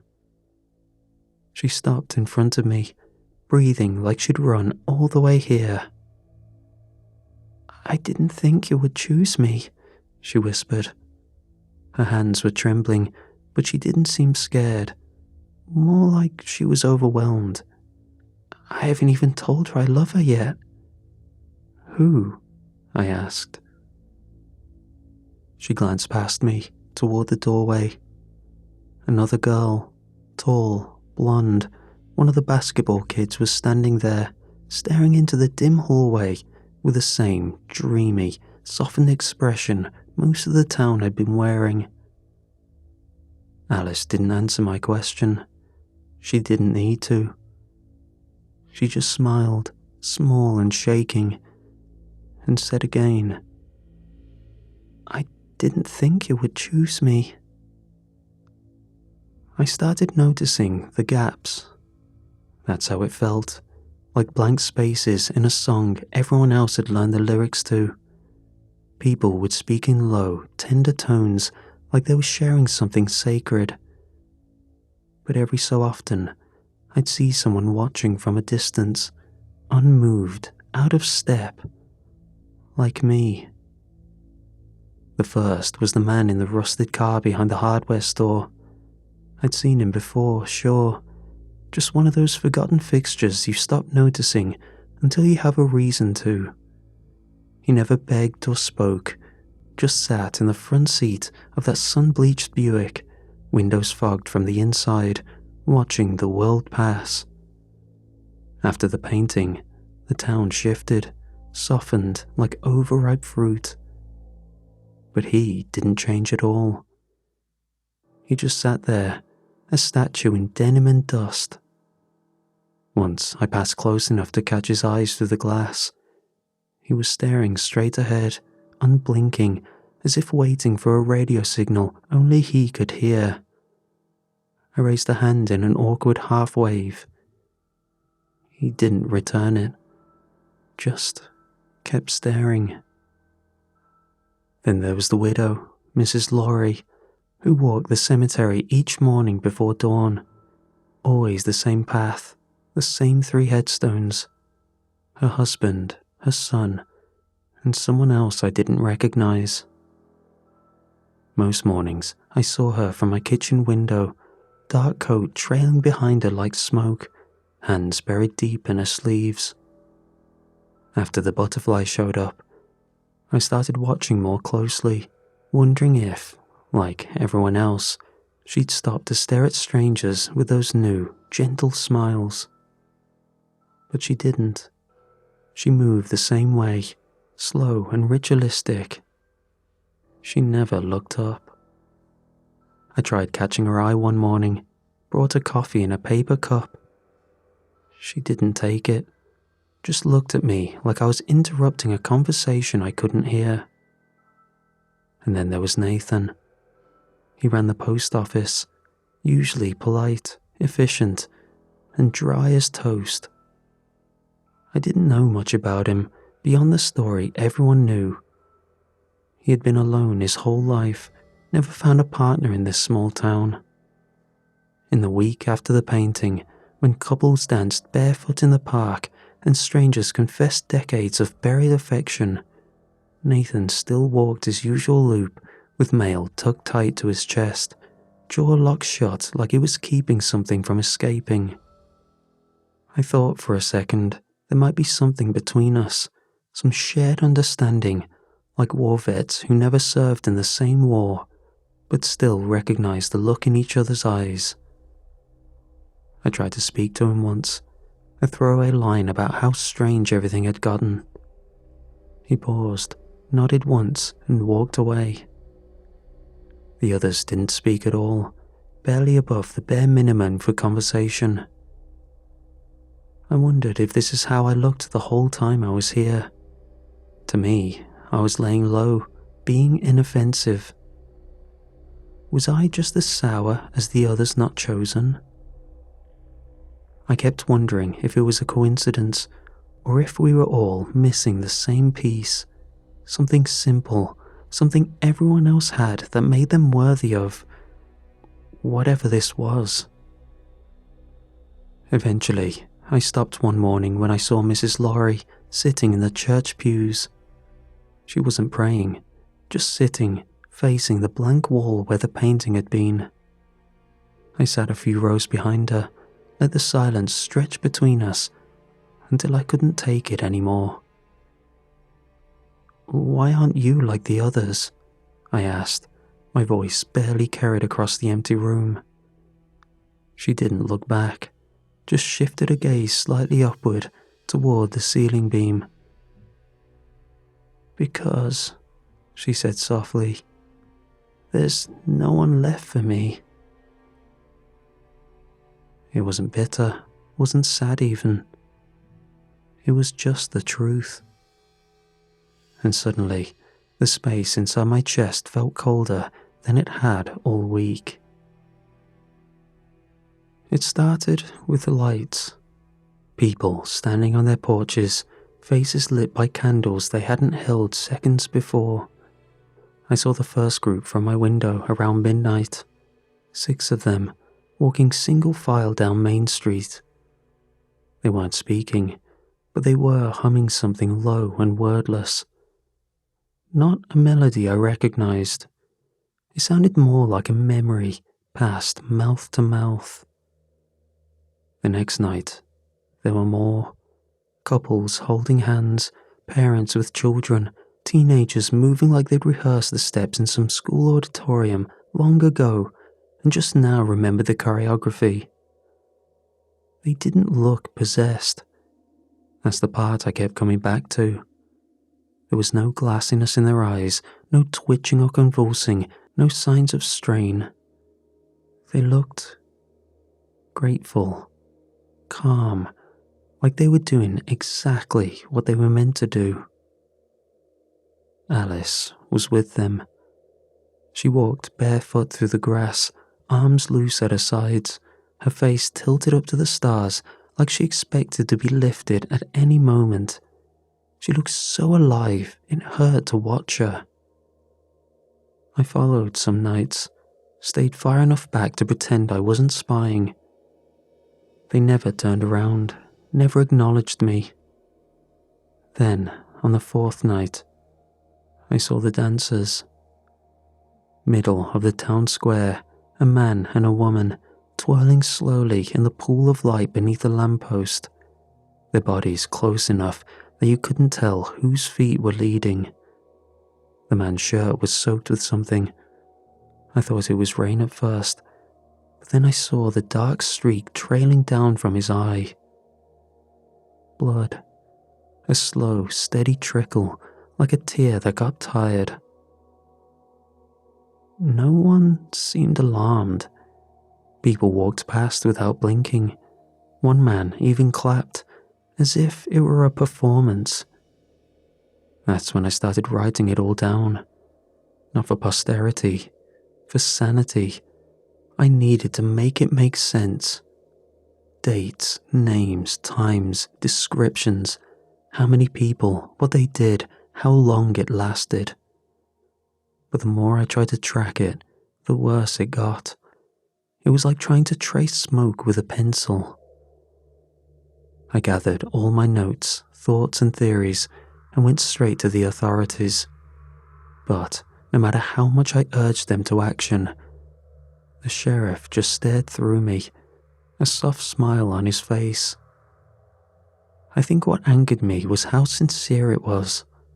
He wasn't mocking me, gone to whatever was going on. Nothing added up. I stopped writing and just watched. One night, I saw Alice sitting alone at the edge of the pond, her reflection trembling in the water. I decided to speak to her. She looked up when I got close, smiled, soft and tired. "Why are you doing this?" I asked. Her smile didn't falter. She stood, gently. Then she reached out and touched my cheek. Not with pity, but with something that felt like an apology. "It must be so lonely," she whispered, "to have no one worth blooming for." And then she walked into the dark. And I just stood there, still not understanding whether she was trying to comfort me or mourn me. I went back to the church looking for Mrs. Laurie. I don't know why. Maybe because she was the only one who ever answered me without smiling like she knew something I didn't. Or maybe because I still believed, stupidly, that there were a few of us left who hadn't changed and were still sane. The doors were open. Candles lined the pews like sentries, wax pulled onto hymn books no one was reading. I found her sitting in the same spot she always did, back straight, hands folded. I sat beside her, close enough that I could hear the quiet creak of her breath. She didn't look at me, not right away, just kept her gaze fixed on the far wall. I turned toward her. "What is it?" I asked. "What does it want?" She smiled. That was the first thing that told me something was wrong. It wasn't bitter or distant or hollow. It was radiant, lit from within, the way they all were once it touched them. Then she said, so softly I almost missed it, "It finds what still aches," she whispered. "That's all it needs. A wound you've grown used to holding." Her voice had changed too, in cadence, like it had been set to music I couldn't hear. She finally turned to look at me, and for a moment I thought she might take my hand. but instead, she just said, "You never learned how to ache, did you?" Then she stood, slow and graceful, and walked up the center aisle, her fingers brushing each pew like a rosary. She had found the ache, and I was alone, again. And now I couldn't even trust the silence I shared with her. The others, the ones like me, had thinned out. The man in the Buick was gone. His car sat empty, door left ajar like he'd stepped out for a moment and forgotten where he was going. Nathan had closed the post office early 3 days in a row. No one complained. I stopped by once and saw him through the back window, holding something small, but I couldn't shake the fact that it looked like a weapon. I kept wandering around like a tourist in my own life, watching, listening, wondering if it was too late to be chosen, wondering if I'd missed whatever subtle invitation had passed through everyone else's blood.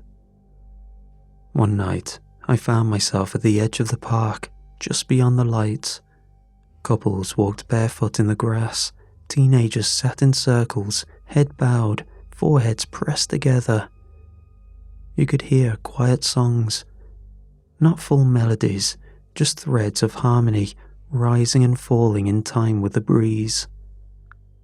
I sat alone on a bench and tried to mimic it, the closeness, the warmth. I imagined someone sitting next to me. I tried to picture what it might feel like to have a memory that made your chest hurt in that beautiful, horrible way. But there was nothing there. It was like trying to start a fire with wet wood. Later, at the cafe, I ran into Maya. I hadn't seen her in years, not since she graduated. She'd drawn quiet, strange things that made the other students nervous. Now she was older, settled, but still had that look, like she was always 5 seconds ahead of the rest of us. She offered me a seat. We talked, lightly at first, then slower. At some point, I told her everything, not just about the painting or the others, but the hollowness, the fact that I'd been watching all of it from the outside, like a man pressing his face to the glass of a house he used to live in. She listened, really listened. Then she looked at me with something like sympathy, something like pity. "I think you want to be in love," she said, "but you never learned how." I didn't argue. She sipped her coffee, set it down, and added, "And I think you don't want to be alone when it happens." "When what happens?" I asked.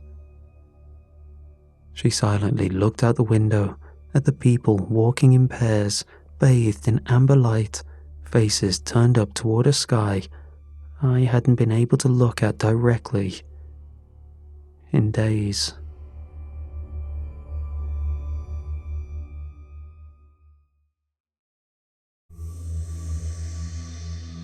It wasn't quiet anymore, not in the way it used to be. The stillness of a town half forgotten, where dust settled on windshields and dogs barked at nothing. Now the silence felt intentional, sacred, like everyone was holding their breath, waiting for the next note in a song they'd only heard in dreams. They'd started looking up more. It was subtle at first, heads tilted just slightly toward the sky, as if something faint was humming above the clouds. But now, people sat in fields at night, eyes wide open, mouths parted. Couples lay naked on blankets, fingers threaded together, whispering things I couldn't hear. They said they were ready. I found drawings scratched onto the bark of trees, crude spirals, insect wings, symbols that looked like musical notation but didn't follow any rhythm I knew. Behind the library, someone stacked bones in a perfect spiral. Bird bones maybe, or squirrels, or something that once spoke. A few houses had windows open and candlelight flickering like hearts beating in sync. I passed one porch where letters were being burned, one by one, into a metal basin. Love notes, I think, or maybe confessions. No one seemed afraid. Except me. I found Jacob outside the old grocery store. He was standing still, head tilted back, his hand resting gently on the cart handle, like he'd forgotten he was there. "Jacob," I said too loud, "come with me." He blinked slowly, then smiled, that same warm, distant smile everyone wore now. "Come where?" "Away," I said. "Just out of town, anywhere, a day even, just to see if it breaks, whatever this is." His smile didn't falter, but his eyes showed signs of mourning. "Please," I said. "I don't know what's happening, but it's not right. It's not—" He stepped forward and put a hand on my shoulder. There was real pain in his face, sorrow of something I had no knowledge of, like I was in the wrong for thinking this. "You're not being punished, Darren. You're just not part of it." That hurt more than I expected, because there wasn't a drip of malice. It was pure truth, and truth doesn't bruise, it carves. He turned and walked back inside, leaving me with nothing but the sound of insects buzzing in rhythm I swear I'd never heard before. That night, I walked to the edge of town. There's an overlook where the grass gives way to gravel, and you can see the train tracks disappear into nothing. That's where I saw them. 2 people, a man and a woman, sitting on a guardrail. I recognized them both. Neither had changed. They were like me, always had been, watching things from the outside.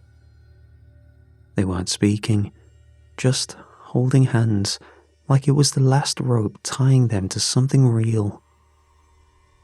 Then the woman began to cry, not from pain or fear, from relief.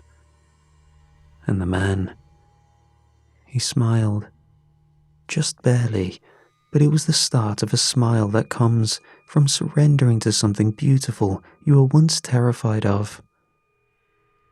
I watched, heart hammering, as they began to succumb to the phenomenon. And for the first time since this all began, I felt something split in me.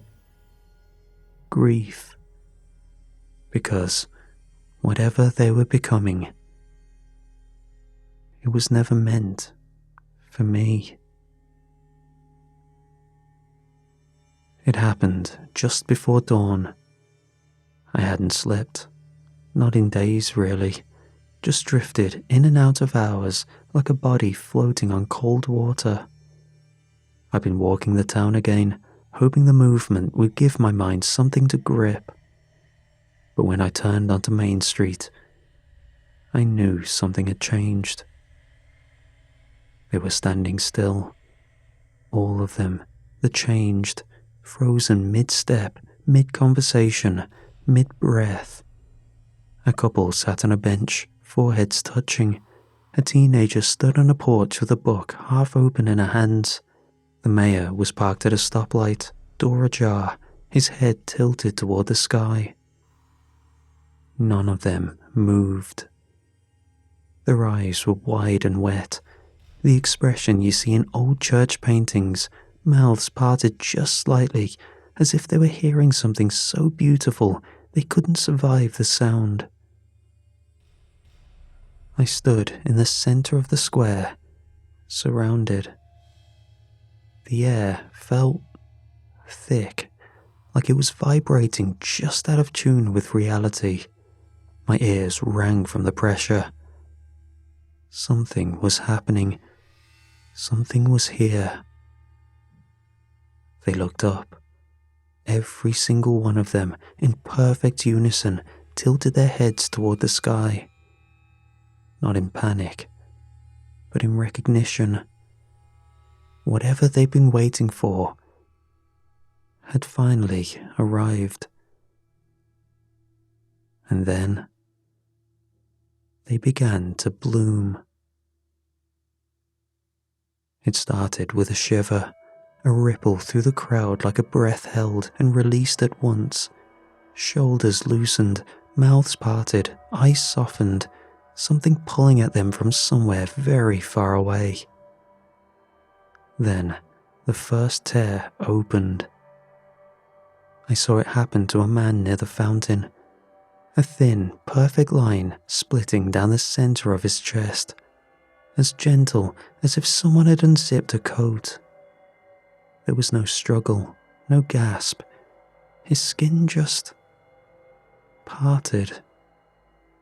The flesh eased back on its own, curling outward. Muscle followed. It slid out in long, warm ribbons, thick, glistening strands peeling away from bone like silk loosened from a spool. Each sheet slowed downward with soft, wet sounds, layering itself at his feet. His heart sat exposed for a moment, pulsing like a bright stone. Then it softened too. Around me, the rest of the town began to open. I could hear it. That quiet peeling, that almost tender separation of skin from the living thing inside. It didn't sound violent, more like fruit being opened by steady hands. A woman's face split along a jawline, a child's spine pushed free in a slow arc, vertebra by vertebra. A man's arms shed their muscles in draped sheets, leaving the pale gleam of bone beneath. None of them screamed. They didn't even flinch. Their tendons stretched like strings being pulled taut, then snapped with little pops, playful in how small they sounded compared to the enormity of what was happening. Fingers loosened from knuckles, cheeks peeled from skulls, ribs unfolded like petals. There was no blood, not a drop. Everything emptied itself cleanly, quietly, as if their bodies had been waiting for this, as if the machinery of being human had turned off its alarms and unlocked all its doors. And through all of it, their expressions, God, they looked euphoric. A woman whose eyes were already clouding over smiled like someone had just told her she could finally go home.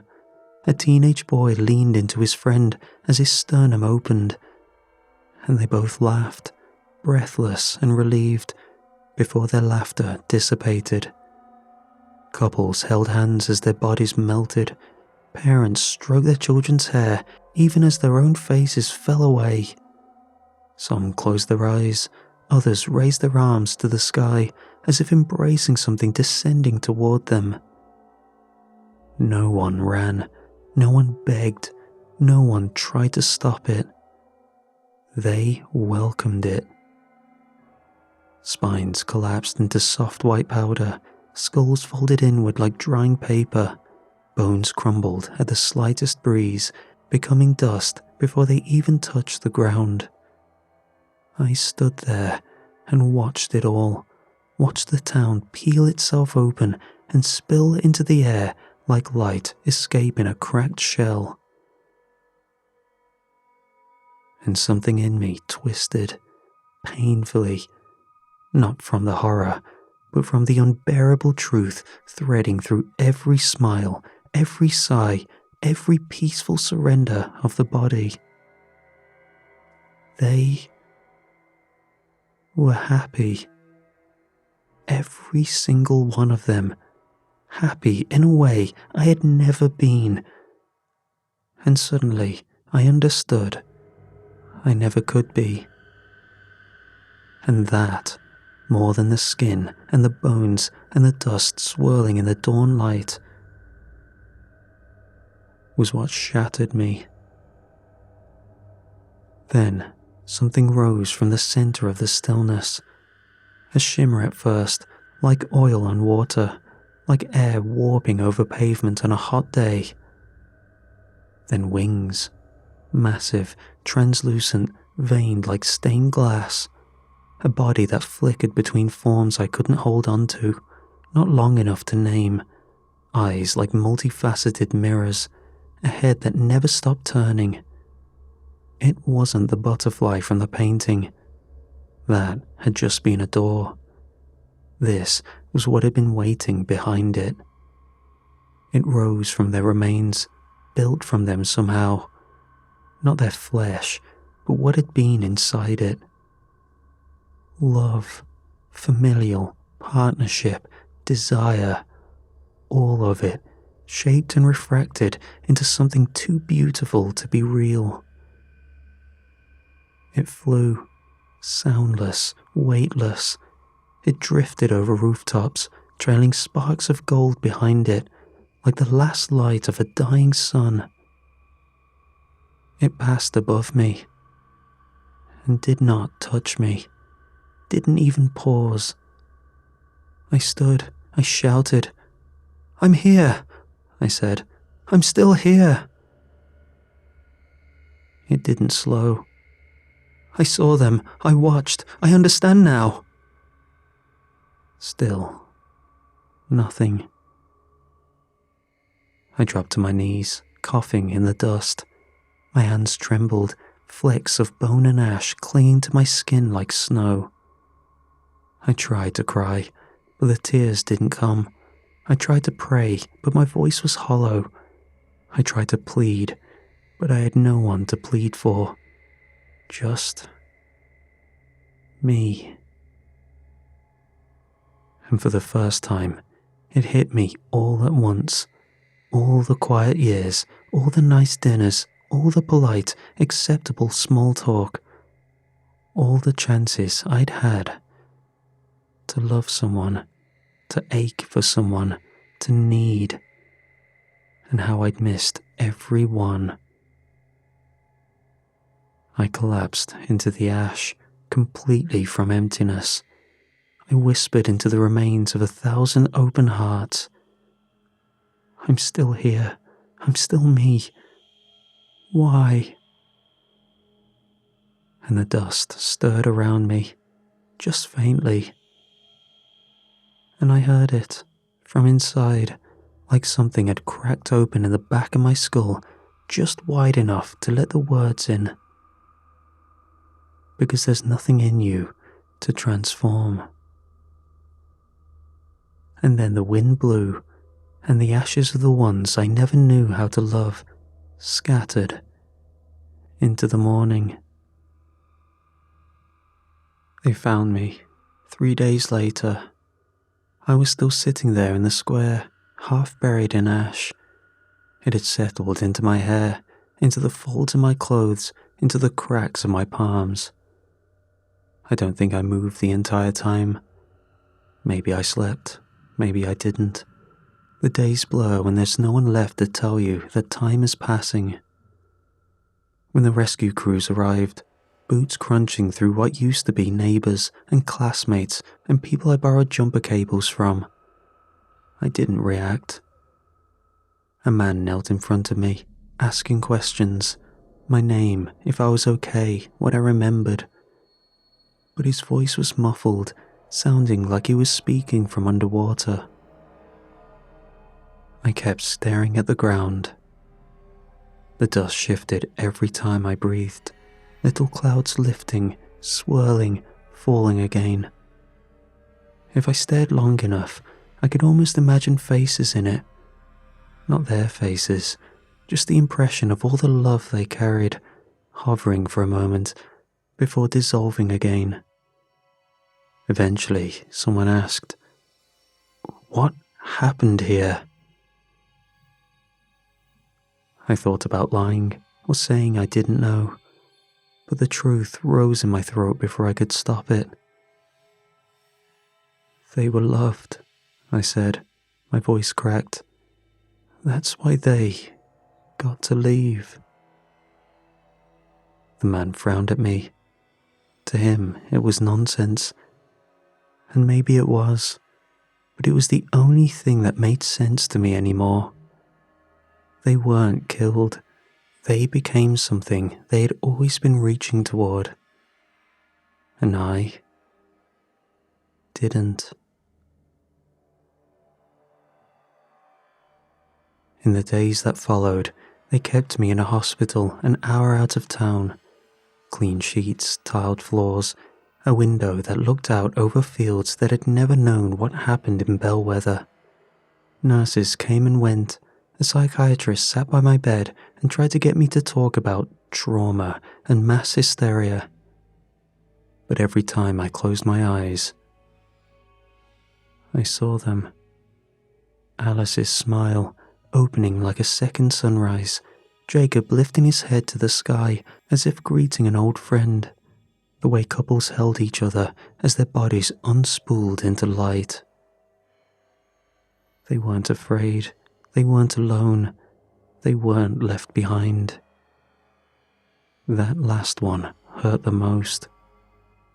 Because somewhere beneath the horror and the dust and the quiet, gnawing loneliness, something else had taken root in me, something I didn't want to name. I was jealous that they had someone, anyone, whose love reached deep enough that it could echo into whatever came next. I didn't. And that was why I remained. People keep calling me lucky. They say I survived, that I was spared. But every night, when the lights dim, I lie awake in that hospital bed and wonder about the truth of it, the sharp, aching contradiction. If they're gone and I'm alive, I have another chance at love. But if I never had it to begin with, if no one ever felt that way about me, if I never felt it toward anyone, then is it even possible with this second chance? And if I did somehow learn to live this feeling, would I be whisked up into the sky? Or was that all just a one-off? Some mornings, I hope the answer will come. Other mornings, I hope it won't. Because the world feels wrong with this knowledge. Too quiet, too flat, like someone drained all the color or turned off the part of the sky that used to watch back.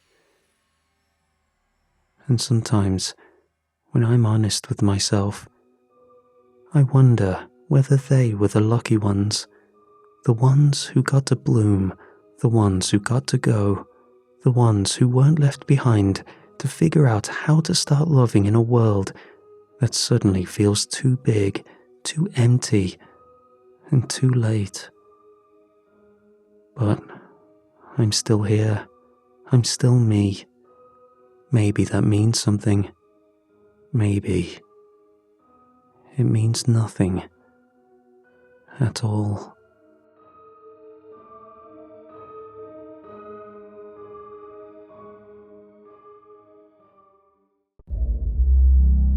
When my uncle, who I hadn't seen in years, called, I was surprised. He asked me to come and visit. He didn't say it outright. He was never the sentimental type. But I could hear it in his voice. The spaces between his words were slower, heavier. His name was Raymond, but everyone in Grafton just called him Ray. He was a quiet man, a woodworker who lived on the edge of town since my aunt passed. He never remarried and didn't move away either. He built things, fixed things, and let life pass around him. I was his only living family. And now, he was dying. So I drove back to Grafton, a town so small you have to zoom in extra on Google Maps to see it. But once it had you, it never let go.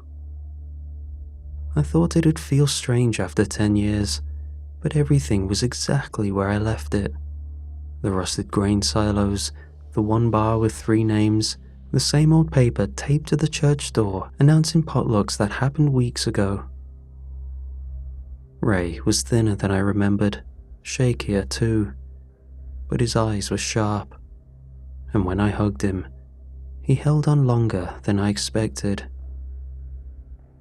The word cancer lingered in the air, but we both refused to acknowledge it. We both knew what kind of visit this was. From the looks of things, he didn't have long left. On the second morning, just before dawn, he woke me up with a thermos of black coffee and said, "It's the day." I knew what that meant. Hollow Lake sits just past the tree line east of town. Grafton was built around it, literally. The first settlers stopped here because the lake never ran dry, even during droughts. When rivers upstream shriveled to dust, Hollow Lake held. A mirror in the woods, cold, clear and deep. Except, every 7 years, it vanishes. Completely. One day it's full, the next it's gone, like someone pulled the plug at the bottom. No one knows why or how. Many have studied it, but found nothing. The ground underneath didn't make sense, geologically impossible, structurally hollow. Nothing should be able to hold that kind of depth without collapsing. But it does. And since it always comes back 4 days later every time, the town stopped asking questions. People just call it the hollowing, like it's weather. Ray had seen it happen 5 times in his life. He'd always gone alone. This time, he said he didn't want to. We parked on the overlook ridge before sunrise. I sat in the passenger seat, shivering under the quilt he kept folded in the back of his truck. He sipped from his thermos in silence, looking out over the tree line. The sun rose slow, fat and red. I expected to see mist, maybe frost in the treetops. But when we reached the ridge, the lake was already gone. It didn't look dry. It looked scoured, like something had scraped it clean. Just pale, fractured earth that seemed too smooth, a wound, not a lake bed. And in the very center, maybe 50 yards across from the shore, something new. It looked like stone at first, a circle cut clean into the ground, perfectly round. The morning light caught the edge, and I saw depth, a depression. No, stairs. A spiral descending into darkness. No railings or moss, just smooth, dry stone leading into the earth. My stomach turned. Ray stared at it silently, gripping the steering wheel hard with both hands. "It's never left anything behind before," I said. He shook his head slowly, eyes fixed on the spiral. "Not where we could see it." We sat there for a long time, the silence between us stretching across the lake bed like a second horizon. Ray's breath whistled in and out of his nose, shallow and uneven. I thought he might be crying, but when he turned to look at me, his face was dry, just hollow in a way I'd never seen before. "I never told you," he said, "but I used to come here every cycle, even when I said I wouldn't, even when it scared me." "Why?" He looked back toward the stairwell. The wind shifted, and for a second, I thought I smelled something. Old air, stale and waiting. because I thought maybe one day it'd show me something, he said. And now, I think it finally will. We didn't speak much on the drive home from the lake. Ray seemed somewhere else entirely. He kept glancing back in the rearview mirror like something was following us, but it didn't feel like it was out of fear. It was almost hope. Back at the house, he made tea, sat in his old chair, and stared out the window until he nodded off. I didn't press him. He looked peaceful. I slept hard that night, harder than I meant to. A mix of travel fatigue, the cold mountain air, and the weight of silence that filled Ray's house like insulation. When I finally stirred, it was almost noon. Sunlight carved rectangles across the kitchen floor. The house was quiet. I called out to him. Nothing. I checked the workshop, the shed. The truck was gone. On the kitchen table sat two things: an envelope with my name on it, and a leather-bound journal with a cracked spine and a heavy feel, like it had soaked up years of smoke and sweat and time. The note was short. Ray's handwriting was thin, rushed. I think this is my last chance. Don't follow unless it calls you. But if it does, read this first. Ray. The back door was unlocked. He'd taken his coat, and, I assumed, the keys. I sat down with the journal and started to read. He'd been writing in it for over 30 years, always after a cycle. The entries were fragmented, some half-finished, others crossed out, entire pages torn. But patterns emerged. Drawings of the lake bed, measurements of its depth, lists of people who disappeared over the years during the hollowings. And then that word, over and over, written in the margins, circled, underlined. Rathvor. Beneath it, in one scrawled note, a wound that doesn't bleed. Ray hadn't just been visiting the lake. He'd been waiting. But for what? I didn't know. Something inside me shifted. Grief hadn't hit yet, not properly. This felt more like an ache with no edges. I wanted to respect his choice, to go out on his own terms, into the place that was his obsession. But I couldn't leave it there, not with so many pages unanswered. So, I started asking around. The only person in town who didn't look at me like I was talking nonsense was Lester, a wiry old man who ran the bait shop down by the railway tracks. He smelled like old leather and menthols, and when I mentioned Ray, he poured 2 bourbons. I saw it once, he said after the second glass. The stairwell, when I was a boy. Thought it was a sinkhole, until I saw someone walking down in a hurry. Who? He shook his head. No one you'd know. No one we saw again, either. I mentioned the word, Rathvor. His hands froze mid-pour. Where'd you hear that? Ray's journal. His face tightened. My grandfather used that word, said it was older than English, not Latin either. Thought it might have been local tribe. He said the ground there isn't land. It's a scab. It translates to a wound that doesn't bleed. But what it truly means is a mystery. What did he find? Lester tapped the side of his head.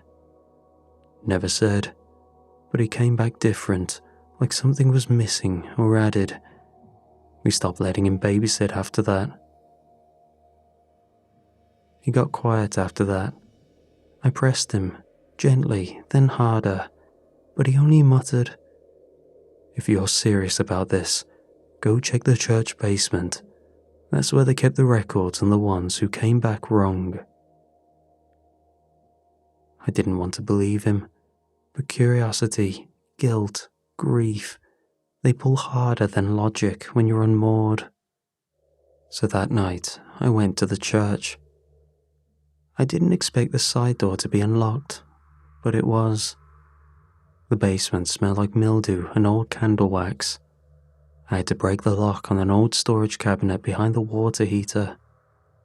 Inside were boxes stacked like graves, brittle folders, dusty ledgers, and hand-drawn maps of the town. And lists. Dozens of them. Names of residents from previous hollowings, annotated with dates and little notes in the margins. Things like rejected, sent away, and sometimes just uninvited. There were photographs too, faded Polaroids and black and white group shots. But one stood out. A crowd of townsfolk standing at the lake's edge, holding hands back to the camera, heads bowed like mourners.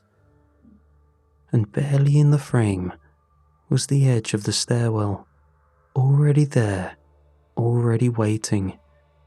Someone sickly looking, heading towards the entrance.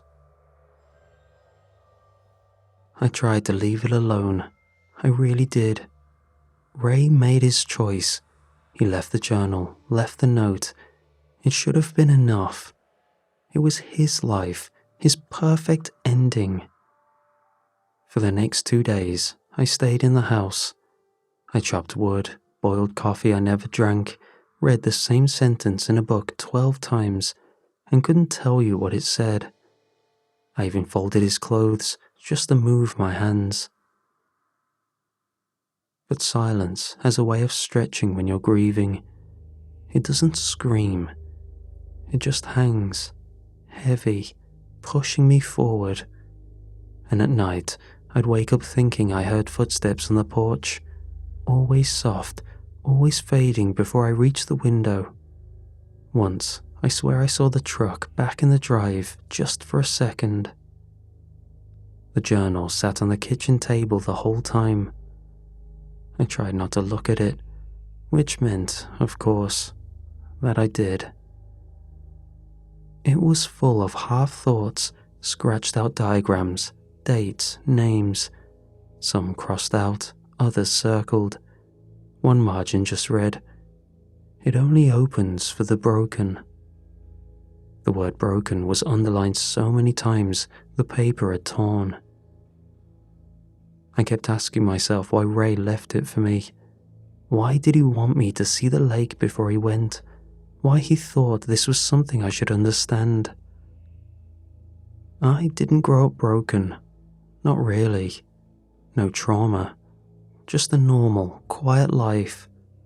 I went to college, moved away, tried to make something of myself.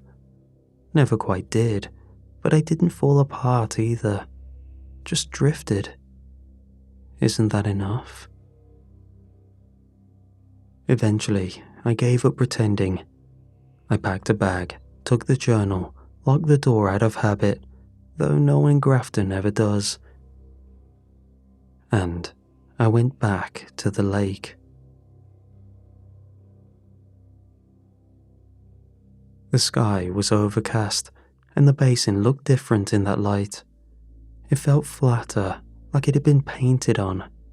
Just that wide, open mouth in the center, waiting. From up close, the structure didn't look ancient. It didn't even look man-made. It looked like the earth itself had decided to open. I walked to the edge. The stairs spiraled down farther than I could see, tight like a drill bit turning slowly into the ground. I dropped a small stone and never heard it land. The stone smelled faintly of wet copper. There was no moss or moisture, and strangely, no signs of weathering. Yet, the stairs felt worn, as if hundreds of people had walked them, always in the same direction. "You're not the only one who hears it." I turned. A woman stood a few yards off.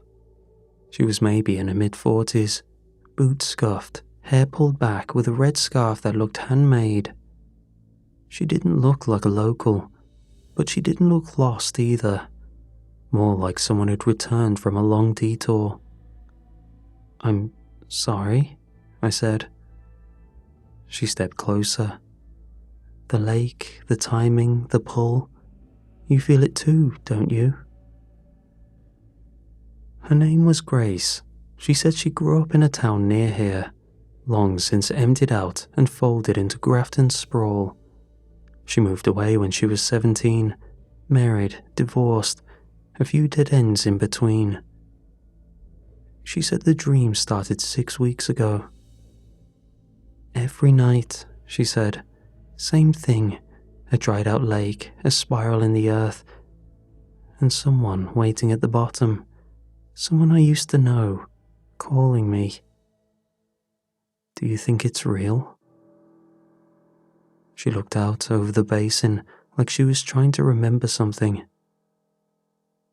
"I think the land remembers who we are," she said, "and sometimes it calls in the dead." Before I could ask more, she started walking toward the stairwell. Her movements were slow. She didn't act hypnotized, she moved with intention. "Wait," I said, "you're just going in?" Grace glanced back at me, smiling. "Isn't that why you're here?" She stepped onto the first stair, then the next, and was gone in the spiral. I stood at the edge for a while, torn between two instincts, the one that wanted to run, and the one that wanted to follow her to see what was inside. Ray had gone in, Grace had gone in, so I told myself I'd just follow a little, just enough to see what they saw. I felt more comfortable doing it with someone around. So that's exactly what I did.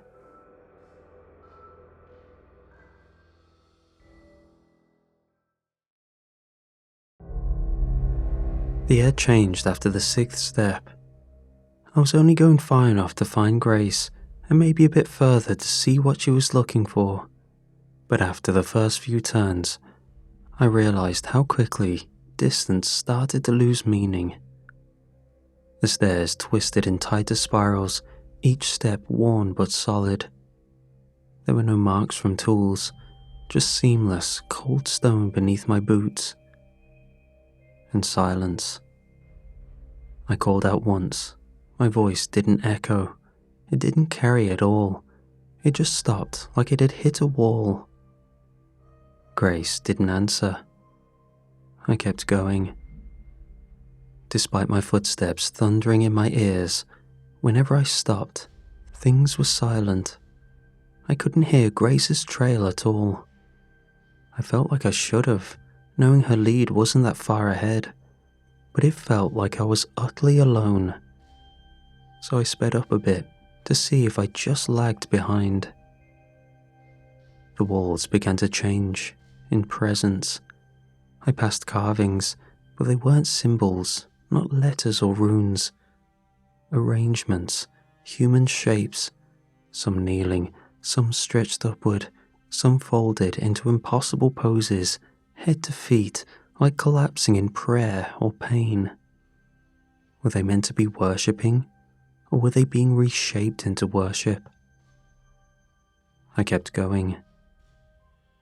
Eventually, I came to a landing, the first flat surface since I entered, a wide chamber with a ceiling too high to see.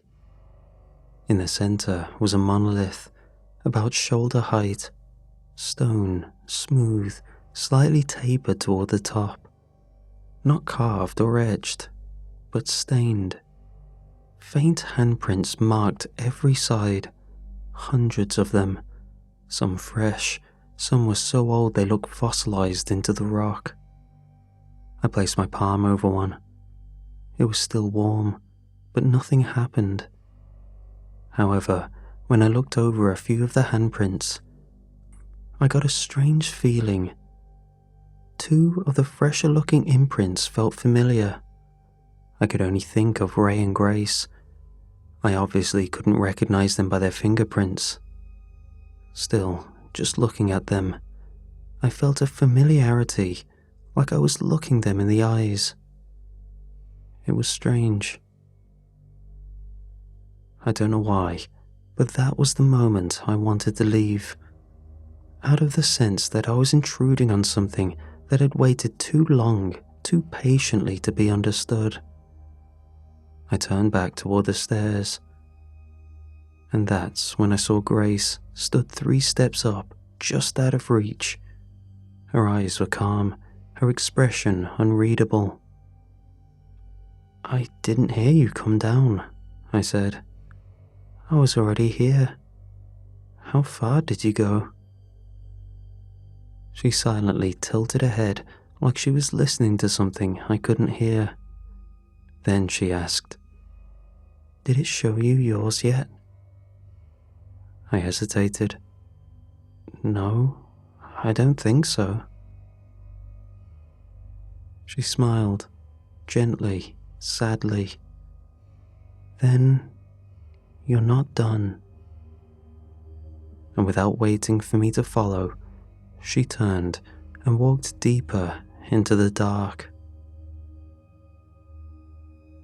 We walked in silence for what felt like hours. The walls grew tighter, closer, like the air itself was pressing in.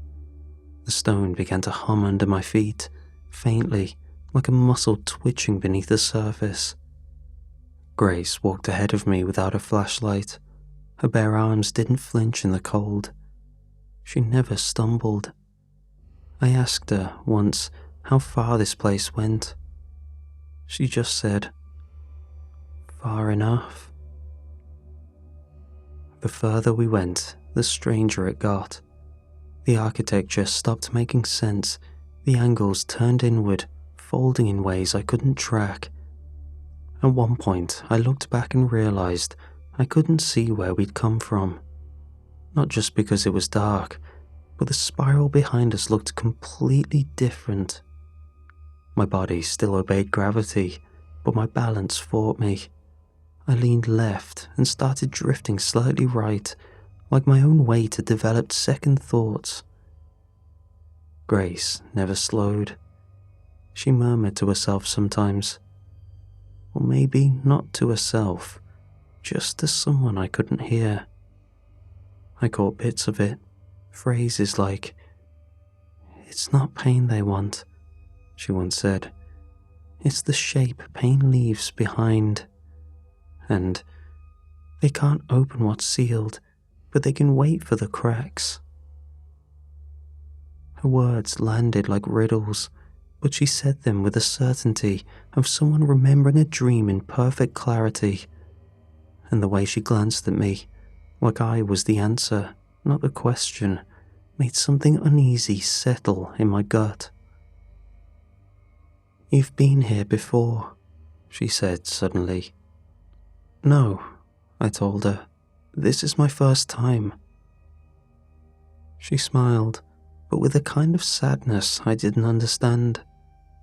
"You're walking ahead of me," I said. "That's the only way I know where to go." "Deep down, you know where to go. You're just nervous," she replied. I didn't know what to say. She kept walking. I followed. This wasn't true. I was disoriented without her, depending on light, whereas she seemed to navigate with a sense foreign to humans. Maybe I should have corrected her, told her I didn't belong here, that I was just chasing someone else's goodbye. But I didn't. I didn't understand what this place was, or why it opened, or why people came here to disappear. I just wanted to. I needed to. And even though my skin crawled and some small voice in the back of my mind begged me to stop, I didn't. I followed her deeper, because curiosity is its own kind of hunger, and I was starving.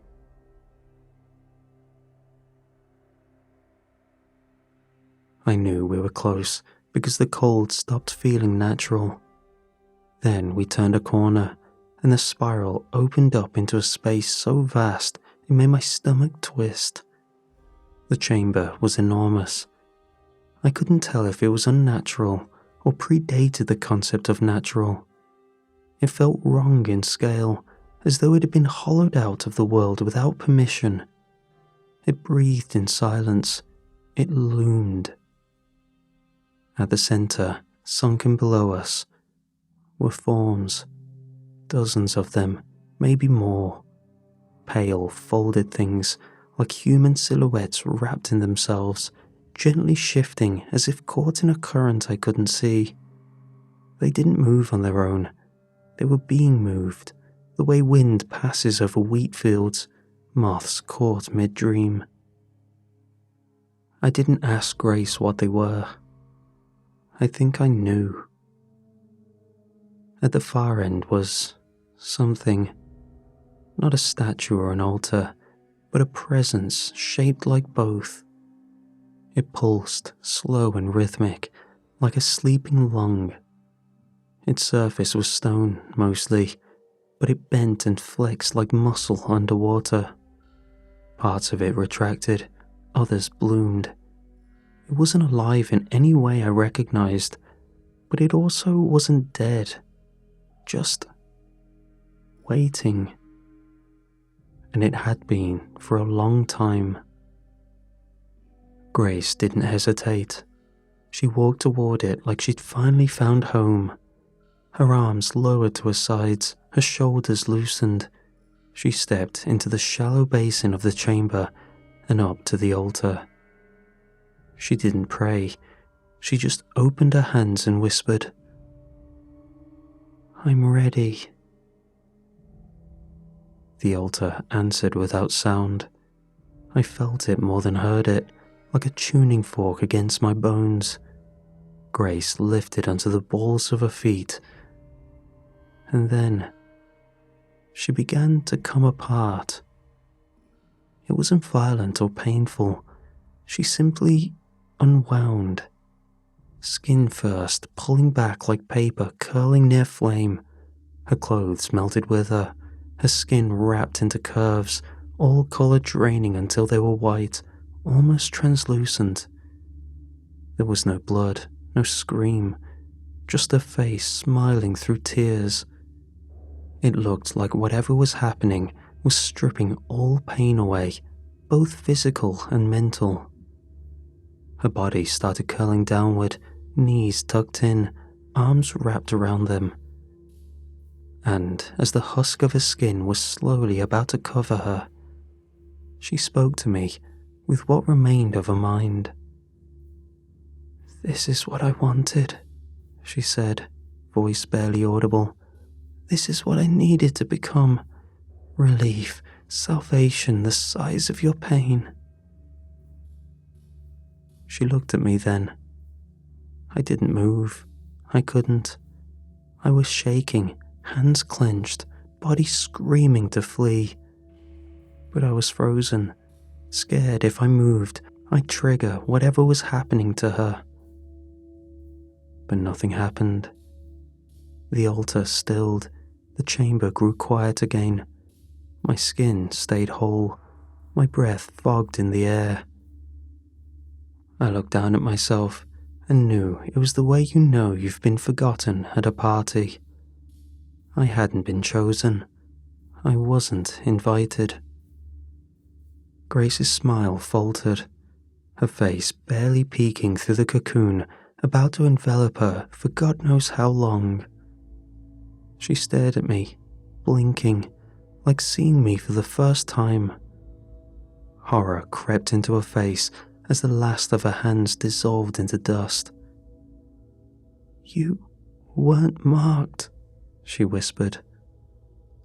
I took a step toward her, but she recoiled in confusion. She reached out, tried to, a feeble gesture I didn't understand, until what she said next. "You need to get out," she said, voice breaking. "Only those chosen are safe." And then she was gone. The chamber dimmed, and for a second there was nothing but my pulse hammering in the silence.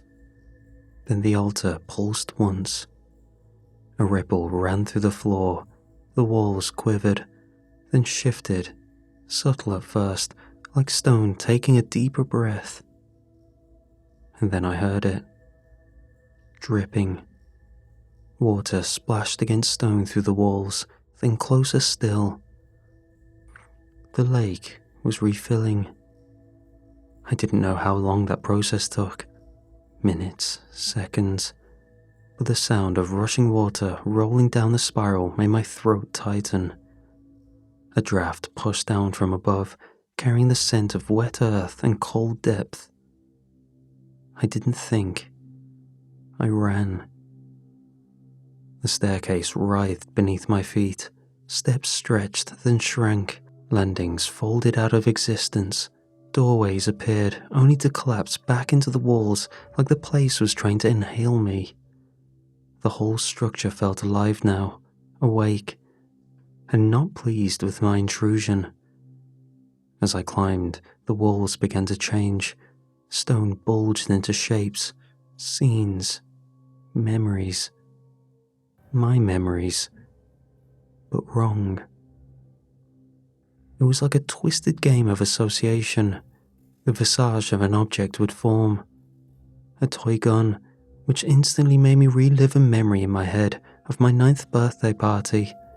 Only a few friends showed up, and that was one of the presents I was given. Then a car wheel.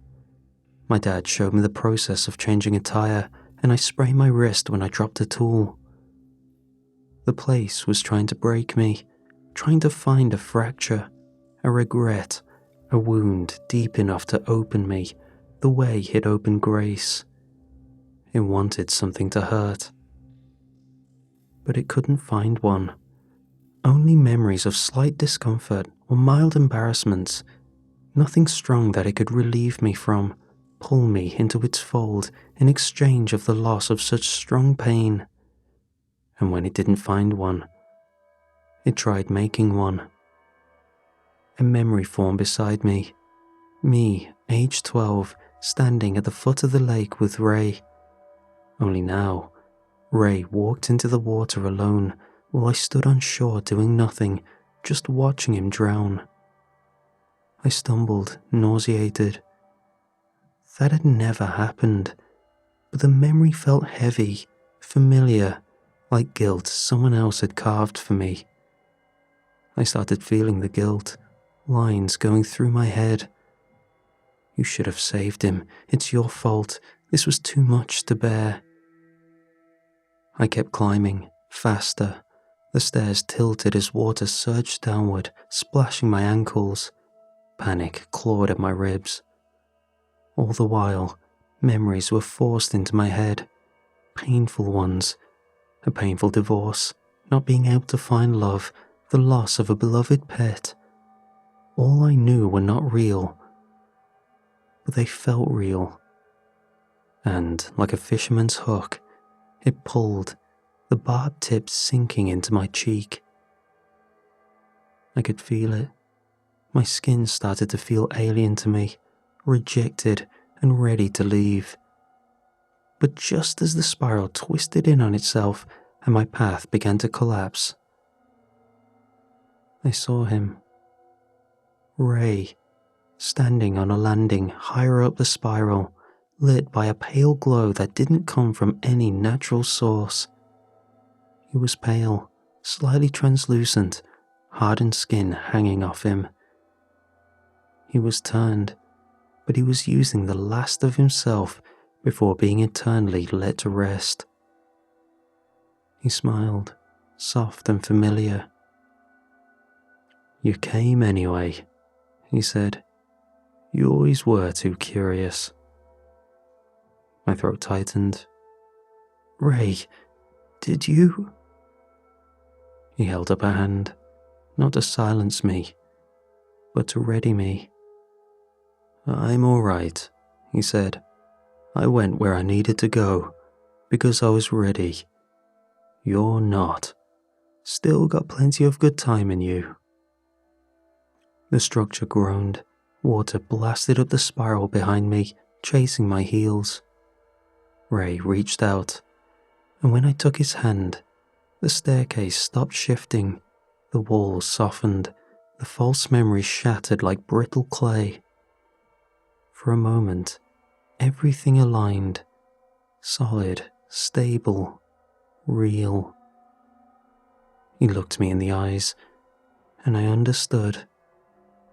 He was anchoring me, using whatever remained of him in this place, delaying his disappearance, to help me leave. You're not meant for this, he said, not unkindly, and that's not a punishment. The water surged again, roaring. Ray squeezed my hand once, then he guided me upward. A brief, unbearable farewell, and let me go before the rising lake swallowed the chamber behind me. I climbed the last stretch alone, but I didn't feel alone. Not anymore. I barely surfaced. The water lapped up the last few stairs, swirling around my knees, then my chest. It came faster than seemed possible, rising like it had always meant to. My lungs were burning by the time I saw the light above. I pushed off the last stone step and swam, hard and desperate, everything in me screaming not to stop. My limbs went numb, the water thickened, the pressure of the whole spiral below tugged at my heels like it was trying to keep me, like I'd broken a rule I didn't understand. I breached the surface with a gasp so violent it scraped my throat raw. The lake was almost full again. Ripples widened around me, dark and cold, swallowing the last trace of the spiral. The stone rim had vanished entirely beneath the water. I swam toward the shore, lungs sputtering, muscles cramping with every pull. When my feet finally touched solid ground, I staggered up the rocky bank and collapsed. The air was sharp and brittle, the cold that scraped at your skin and told you you'd survive something you weren't meant to. The sky was soft grey, mist hung low over the water.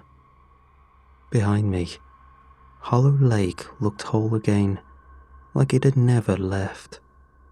No evidence that any of it had happened at all. I stared at the water for a long time, waiting for something, anything. But it was just a lake, calm and normal, indifferent. When I sat up, coughing water and blood into my hands, I felt something weighted in the strap of my pack. I pulled it out. Ray's old army jacket, worn at the cuffs, torn at the collar. I reached into the inside pocket. Folded between the lining was a photo, cracked and faded from time. It was of us, taken when I was maybe 9. I'm smiling with my front teeth missing. Ray had one arm around my shoulder and the other holding up a peace sign, halfway covering the camera lens. There was writing on the back, in his handwriting. You weren't broken, so live.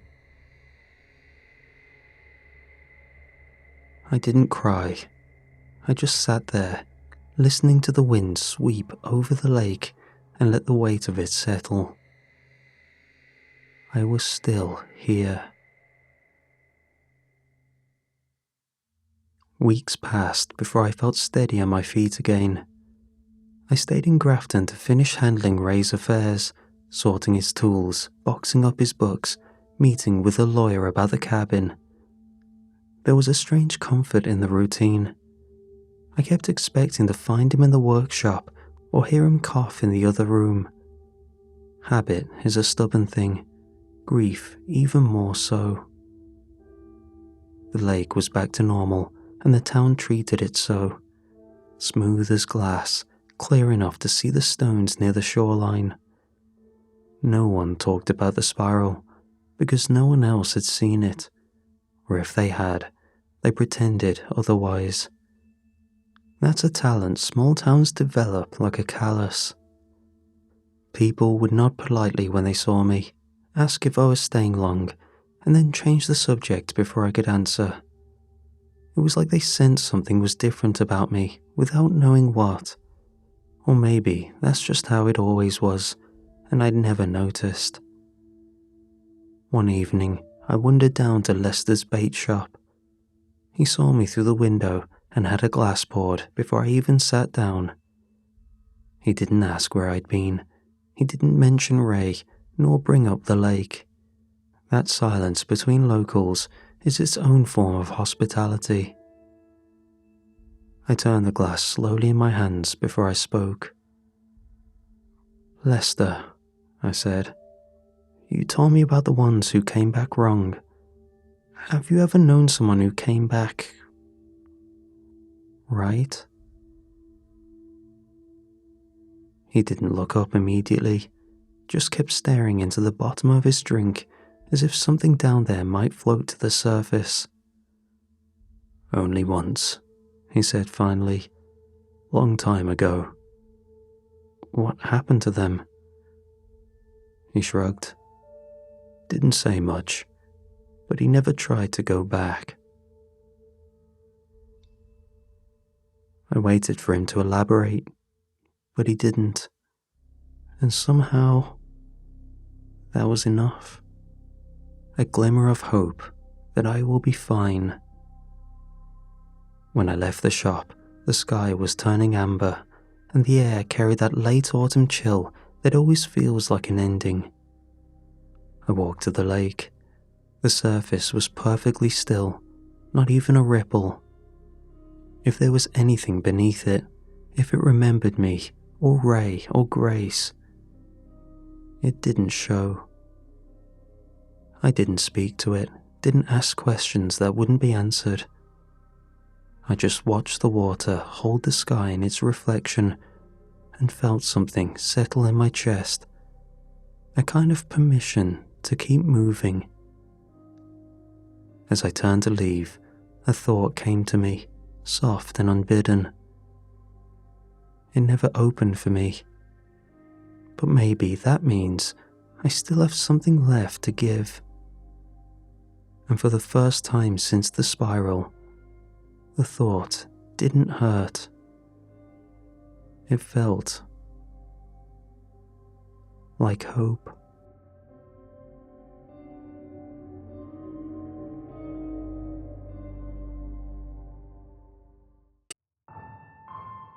I used to tell people I enjoyed teaching. It wasn't true, not really, but it sounded better than admitting that the job just kept me busy.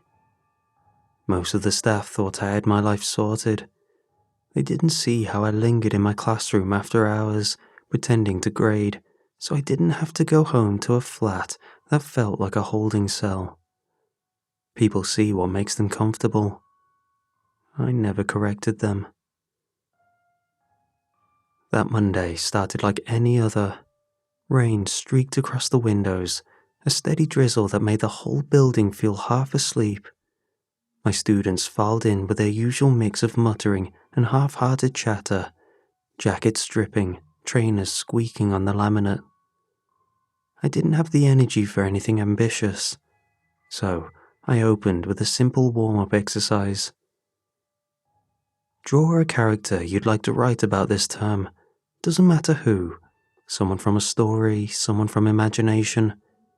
10 minutes. Pencils scratched. A few kids argued over colored pencils. One boy tried to draw a dragon so massive it took up the entire page. Normal chaos. Comforting even. Then my eyes drifted to the back row. Joel Watkins sat hunched over his desk, shoulders tight, tongue caught between his teeth in concentration. He was a quiet kid, the sort who apologized when he hadn't done anything wrong. I expected something gentle from him, a cartoon mascot maybe, a pet. But when he slid the paper to the edge of his desk, almost shyly, something in my chest went cold. The face he'd drawn wasn't fantasy. It was familiar in a way that made my breath stall. It had wide brown eyes and hair that fell unevenly across the forehead, a small dark mark along the right cheekbone, a mole Caleb spent years trying to hide in photos. Caleb was my younger brother. We fought like brothers do, but I always told myself I'd look out for him. That night in the woods was just another argument that went too far, another moment I replayed so often it lost its edges. And that was the last time I saw him. 20 years since I'd last seen my brother's face. And here it was, in pencil on loose leaf paper, sketched by a boy who wasn't even born when Caleb disappeared. I forced myself to speak, keeping my tone steady. Interesting. Who's this meant to be? Joel hesitated. His pencil hovered over the drawing. Then he wrote a title in small block letters above the head. The Boy in the Leaves. Something crawled up the back of my neck. Where'd you get the idea? I asked. He looked up at me, uncomplicated and earnest, as if the answer were obvious.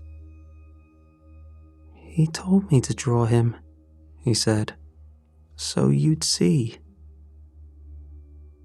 And just like that, the rain outside felt louder, the room colder, and the years I'd spent burying my brother's memory shifted, as if something beneath them had just begun to move. I spent the rest of that day convincing myself it meant nothing. Kids drew weird things, they copied each other, they absorbed stray details from conversations they shouldn't have been listening to. It was easier to believe in coincidence than to even touch the possibility of something intentional. By the next morning, I'd built a neat little wall around it. One drawing wasn't an omen. It was just a drawing. Then the class turned in their free write assignments. I was flipping through them during silent reading when I noticed a short piece from a girl who normally wrote about princesses and ponies. This time, she described, quote, a boy who stood under the trees, smiling a lopsided smile that revealed a chipped front tooth. I couldn't help but think about the chip Caleb had gotten from falling off his bike at age 7. My throat tightened. I set it aside and grabbed the next. Another story, another boy. This one described the way he laughed, quote, like he couldn't quite catch his breath. That was Caleb too. He used to wheeze when he laughed hard enough. Third assignment wrote about a boy who walked funny, like he had a stone in his shoe. Caleb had one leg slightly shorter than the other, but only my family ever noticed it. I felt my pulse climbing, but it wasn't fear that hit me first. It was irritation, a sour, hot flare of anger. Someone had to be behind this, some older kids spreading a cruel story, maybe a sibling at home feeding their younger brothers and sisters details about my family. Kids could be thoughtless. Sometimes their parents were worse. And beneath that irritation was shame, an old familiar shape that whispered I was being ridiculous for caring this much, that I was overreacting, that it shouldn't matter anymore. While silent reading ended, I closed the stack of assignments and addressed the class as lightly as I could.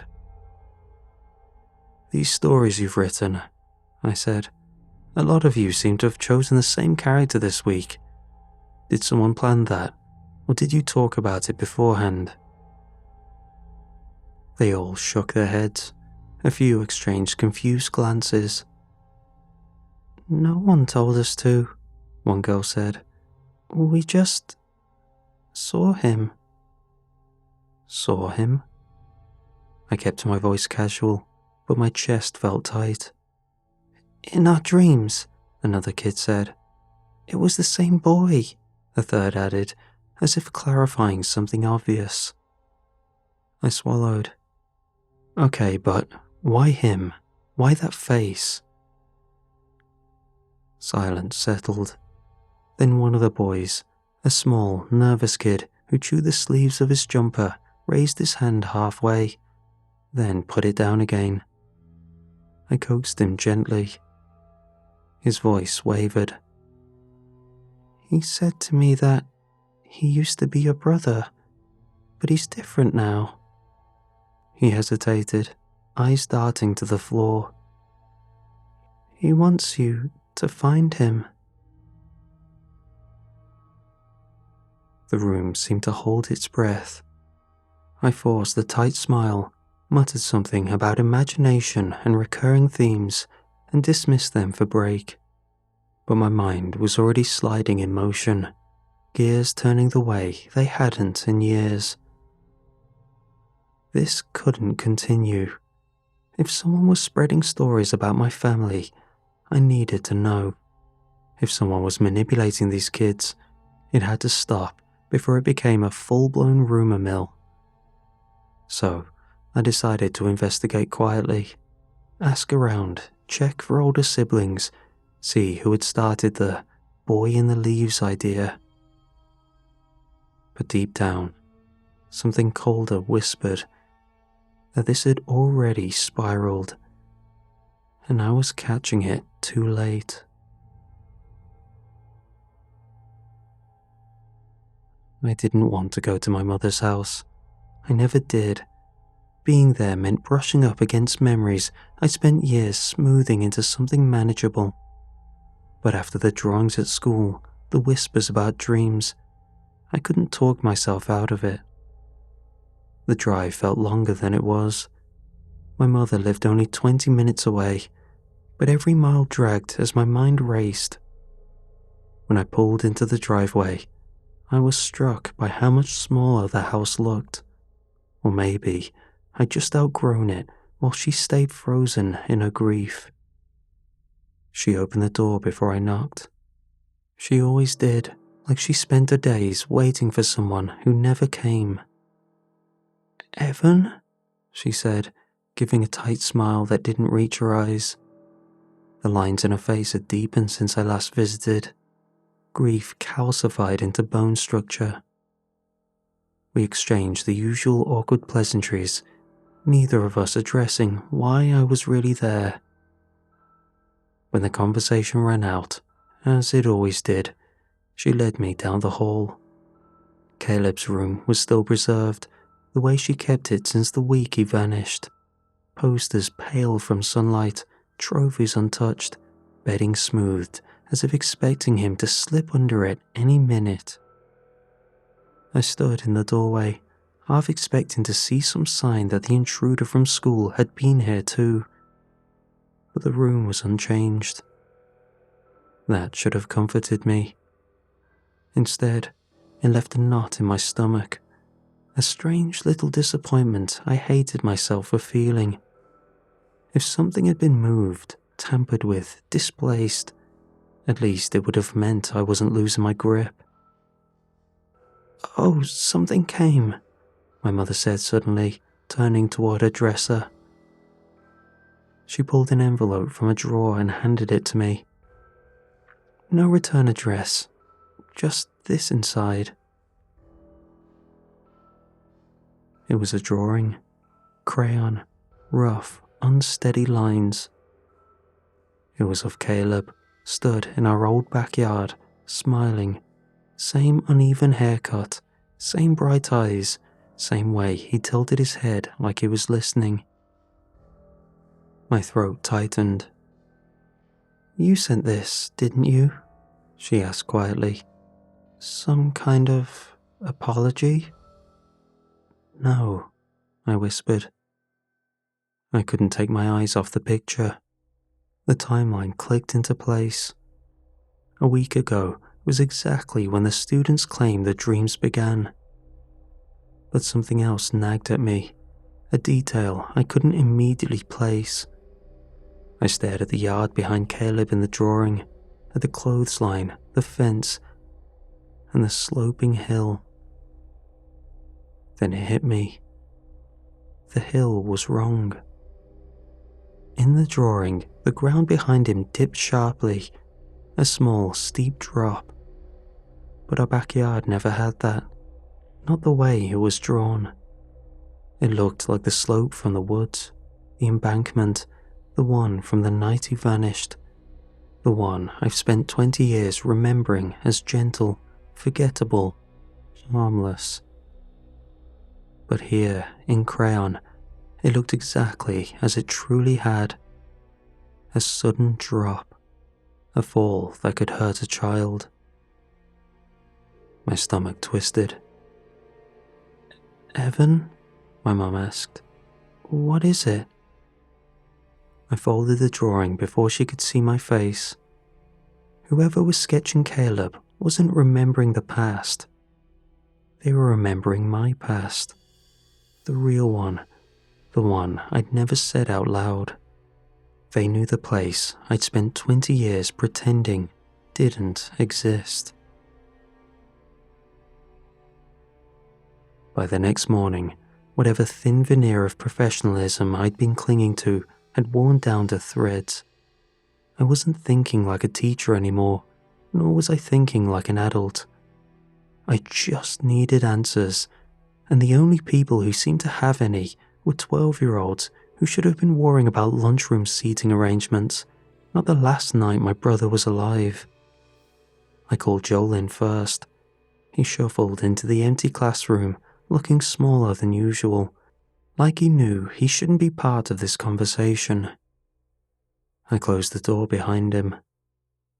"Joel," I said, keeping my tone even. "I need you to tell me where you heard about that boy, the one in your drawing." He stared at his shoes. His hands were tucked into his sleeves, knuckle whitened through the fabric. "I didn't hear it," he said. "He showed me." My jaw tightened. "Showed you how? In a dream?" A hesitant nod. "Joel, it's important you're honest. If another student told you about about the boy..." He flinched before I finished the sentence. "He doesn't like when you ask about him," he whispered. "He wants you to remember on your own." A chill swept through me, quick and sharp. Remember what? Joel shook his head rapidly. "He told me not to say that part." "Joel!" My voice snapped harder than I intended. He recoiled, and I forced myself to soften. "What did he mean?" The boy's eyes filled with a nervous, glassy sheen. He looked past me, as though checking the corners of the room. "He said..." His voice shrank to a thread. "He said you were there, the night he changed." My stomach hollowed. No one knew I'd been with Caleb the night he disappeared. I spent years telling the polished version. I hadn't seen him after dinner. We argued the day before. I wished him good night. A clean lie. A safe lie. I had never told a soul that I was the last person to see him breathing. "How do you know that?" I breathed. Joel squeezed his eyes shut, like he expected to get in trouble for simply repeating it. Because he told me he remembers you. He remembers what you did, but he said you remember it wrong. My pulse thudded in my ears. Something was feeding these kids details pulled straight from the memories I'd locked away 2 decades ago. My truth, the one I'd spent years suffocating. Joel, I managed. Did he say anything else? The boy nodded, trembling now. He said he's coming to school today. He wants to watch you teach. The words hung in the room like smoke. I dismissed him quickly, but I couldn't focus on anything. Every time I looked up from my desk, my eyes dragged toward the window. By midday, curiosity curdled into dread. I finally stood and walked to the glass. Outside, beyond the football pitch, just at the border where the school grounds met the first line of trees, stood a figure, small, still, facing the building, facing me, watching. And though I couldn't make out his face through the distance and the glare, I knew, with a kind of bone-deep certainty that bypasses logic, that it was him, Caleb. I don't know how, but he was back.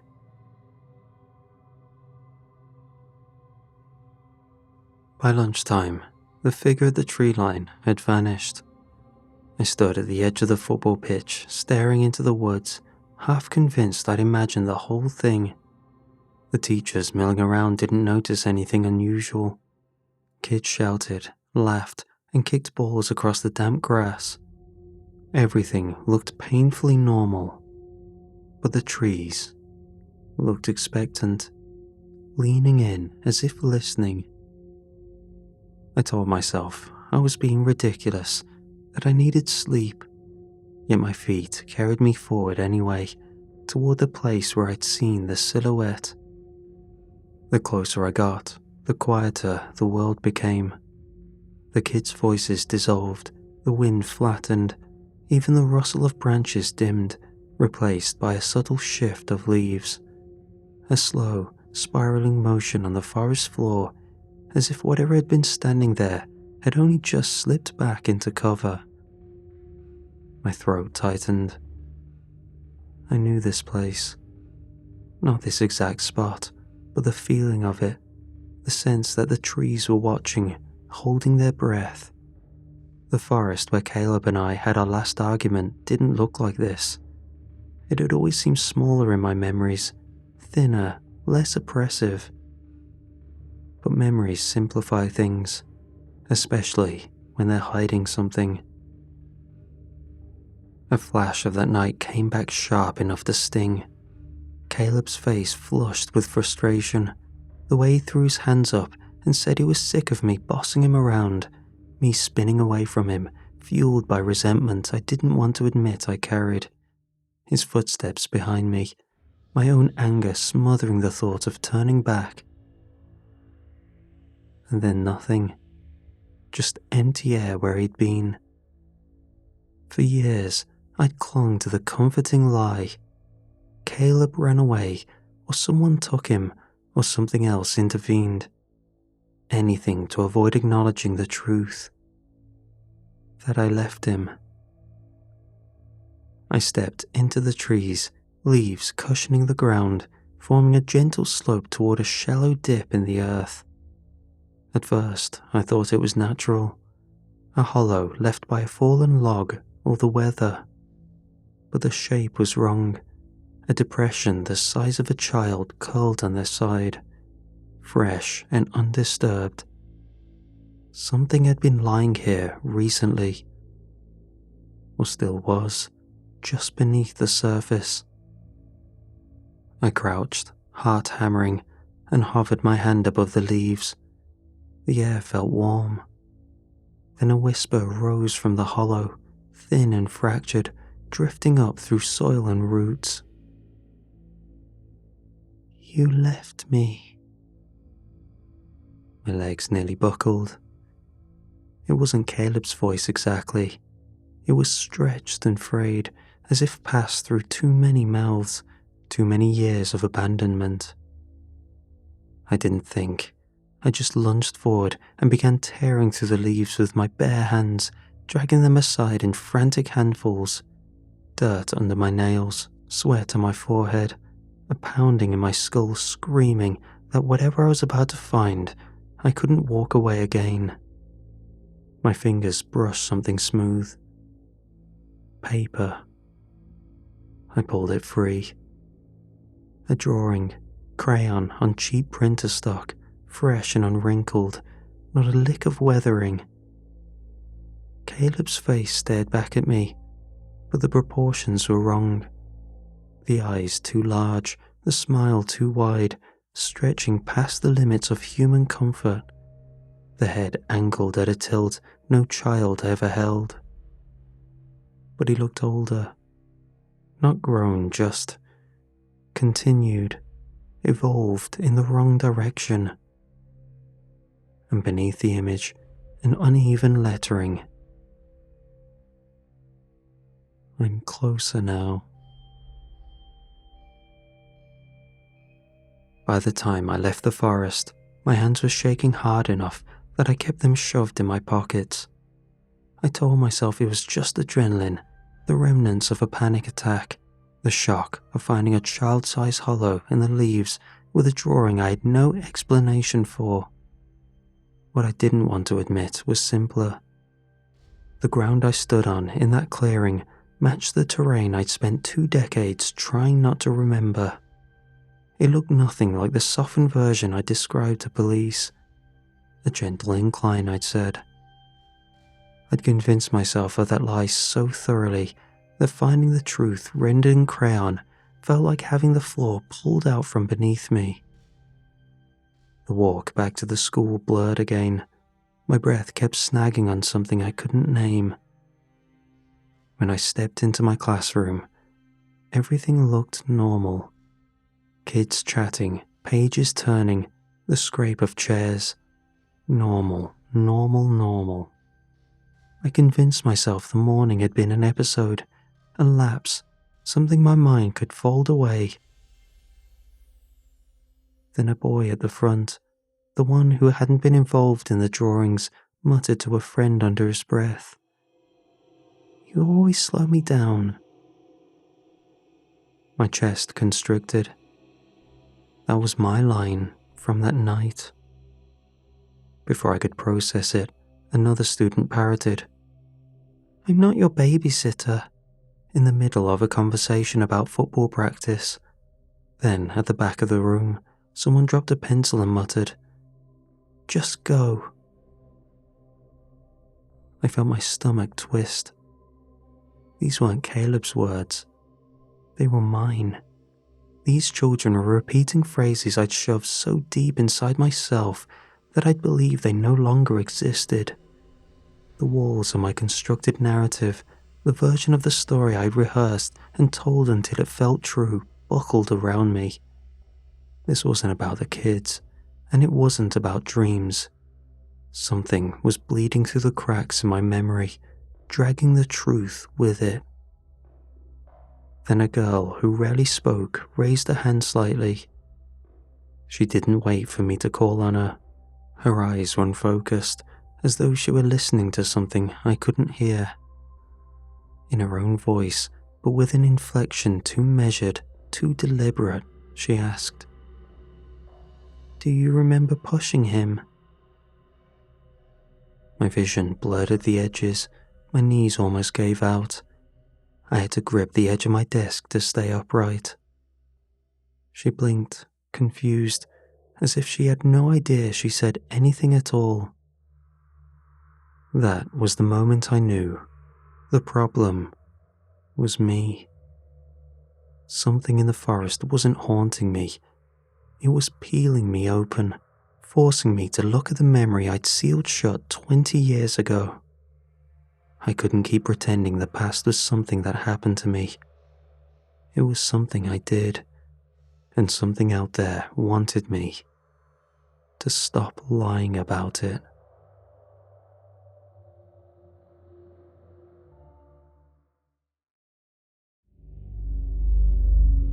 I wasn't going back to the forest. I told myself I'd take the day off, call in sick, do anything except feed the madness that had started tearing through my life.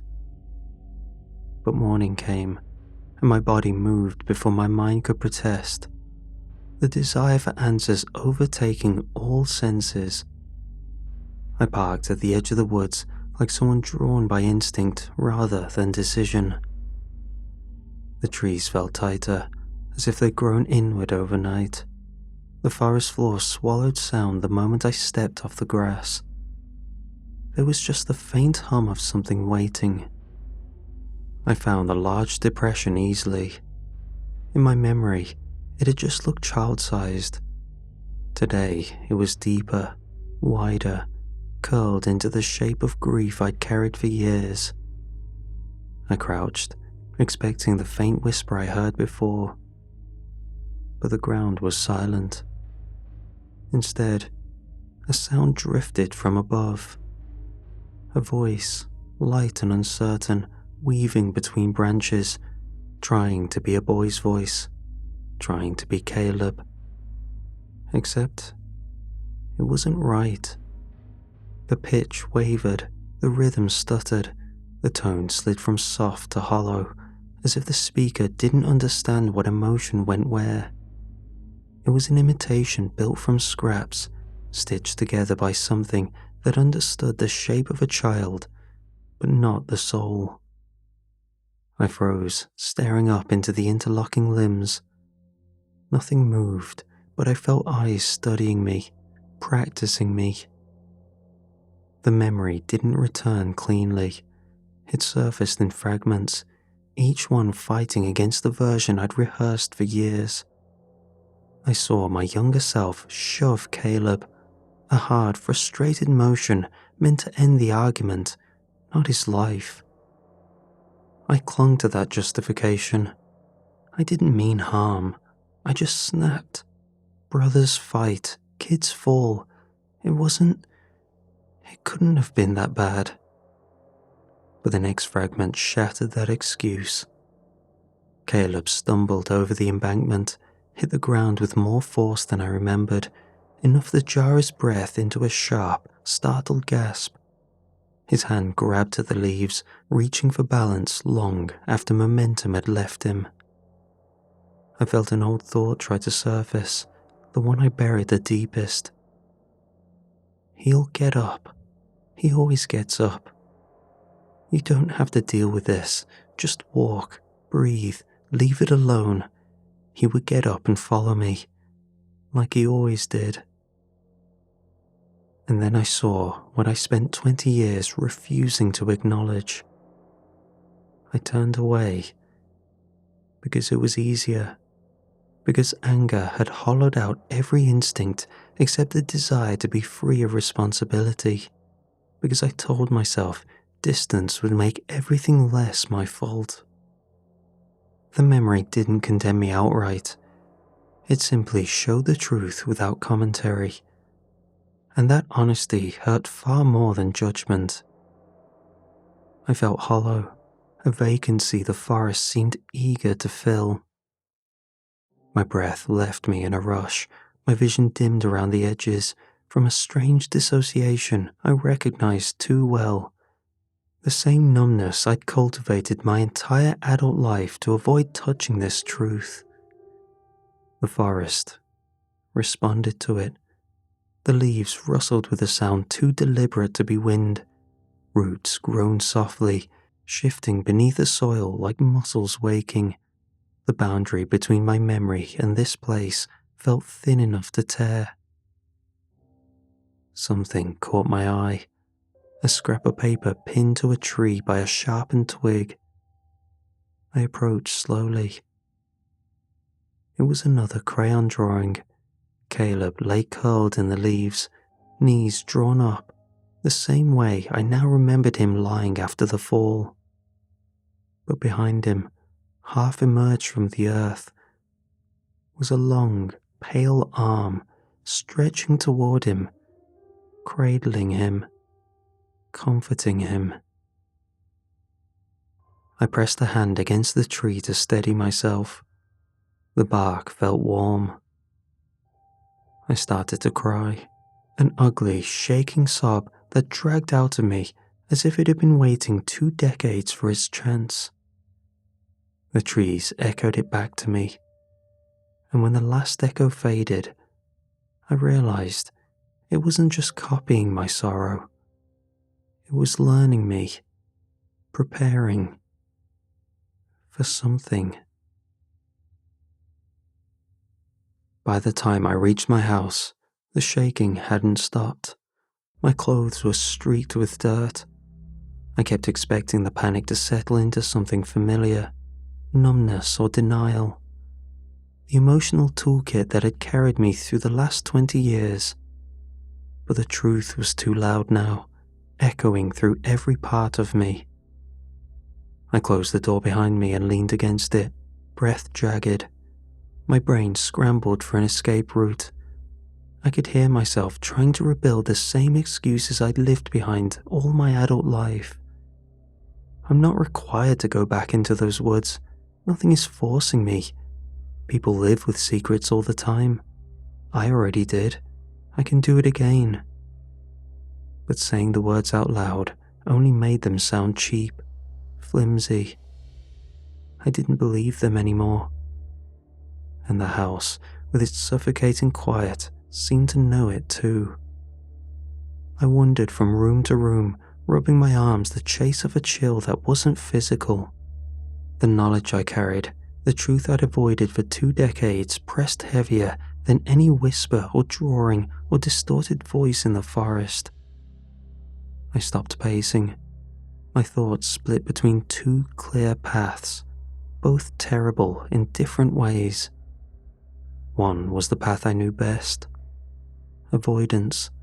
Pack a bag, get in the car, drive until the forest was a rumor in the rearview mirror, seal the truth back inside, and let time do the burying again. The second path felt like stepping into fire. Accountability. Go back, face what I did, accept whatever waited for me in those trees.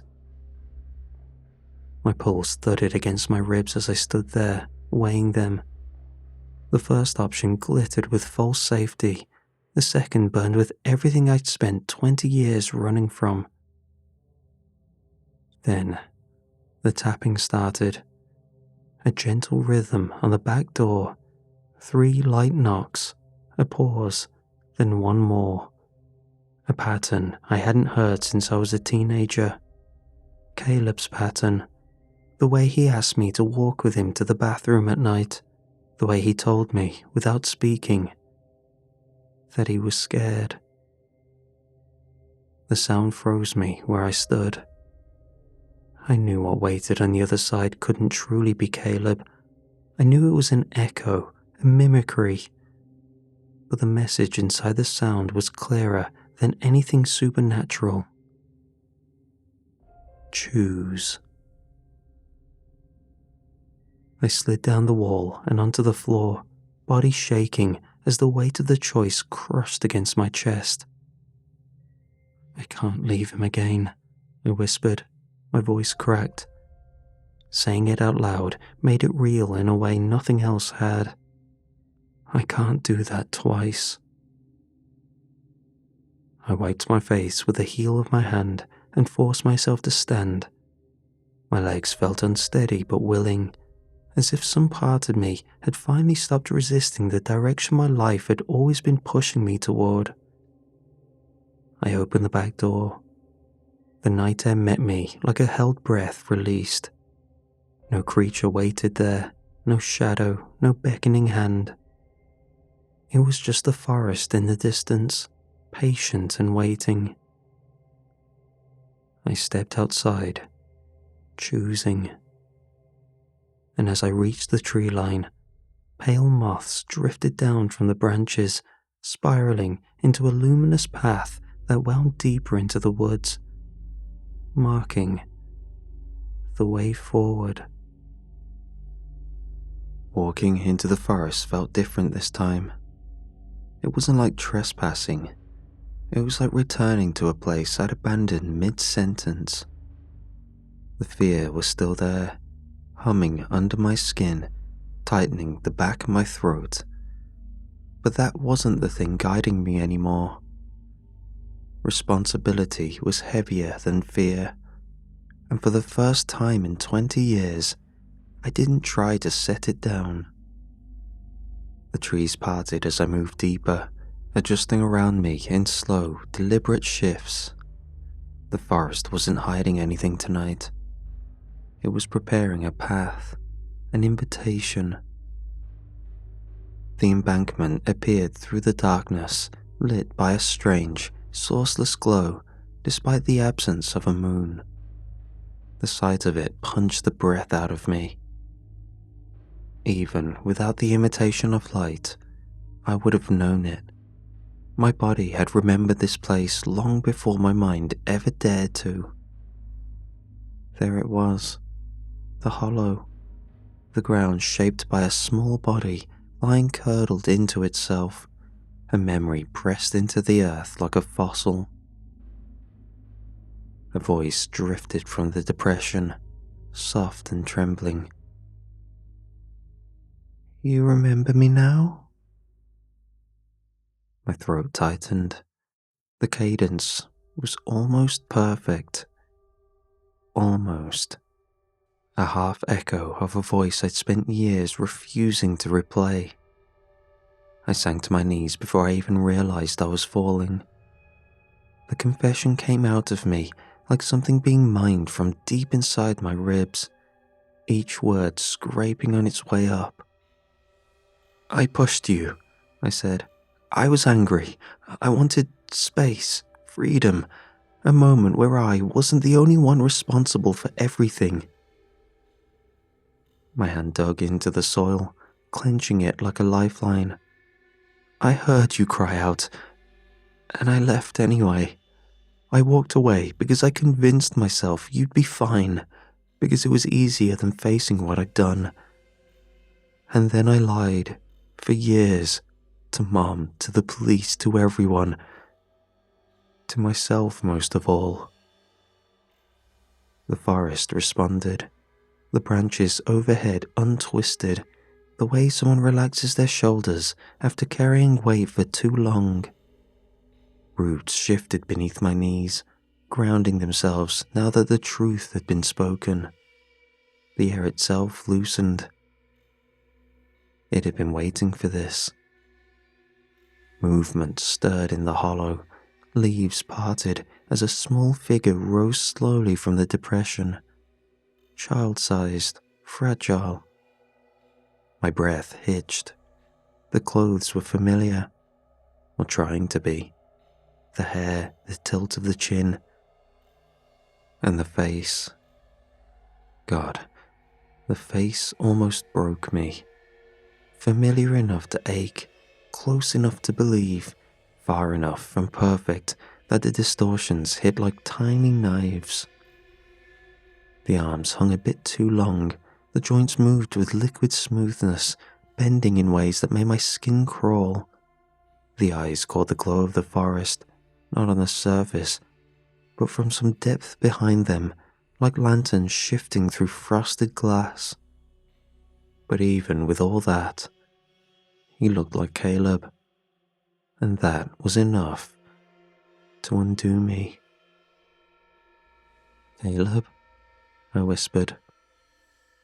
The name trembled out, coated in years of dust and guilt. It felt raw, vulnerable, naked. The figure tilted its head. That exact tilt, that curious, soft motion I hadn't realized I remembered until I saw it recreated perfectly. "I waited for you," it said. The voice was gentle, no accusation or bitterness, just the truth spoken with all the sincerity of a child who spent too long alone. Tears blurred my vision, my chest cracked open. For one fragile moment, I believed I had finally done something right, that by telling the truth, coming back, not running, I had earned this, maybe even forgiveness, the chance to say goodbye properly. I lifted a shaking hand, an offering, a plea. Caleb reached out. Its skin was warm, human warm, its fingers curled around mine with careful pressure. And then it smiled. Caleb's smile, exact, a memory made flesh. I let out a breath I didn't know I'd been holding. Relief washed through me. Maybe I really was forgiven. Maybe. The forest dropped into silence. It didn't feel peaceful. It felt like a predatory silence, one that falls when something stops stalking, because it's finally ready to strike. Caleb didn't let go of my hand, and its smile didn't fade. It only widened, just a fraction too far. The forest around us reacted. The branches stiffened, the light sank lower, as if pulled into the creature's chest. "You remember me now," it murmured again, but the voice was slipping, not entirely Caleb's anymore. There were tones beneath it, older, layered. "He cried for you," it whispered, leaning close enough that I felt its breath against my cheek. A tremor ran through its arm, like a memory excited it. I tasted everything he felt. His pain was delicious. My stomach twisted. Then, with something almost like affection, it murmured, "But yours has aged into something exquisite." I stumbled back instinctively, yanking my hand free.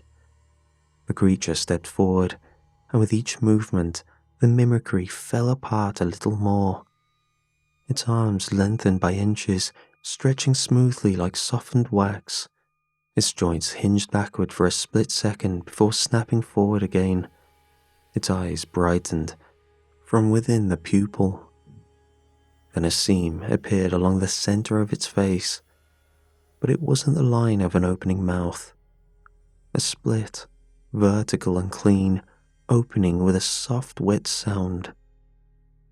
From within that seam, the true appendage emerged, long, thin, almost elegant in its wrongness.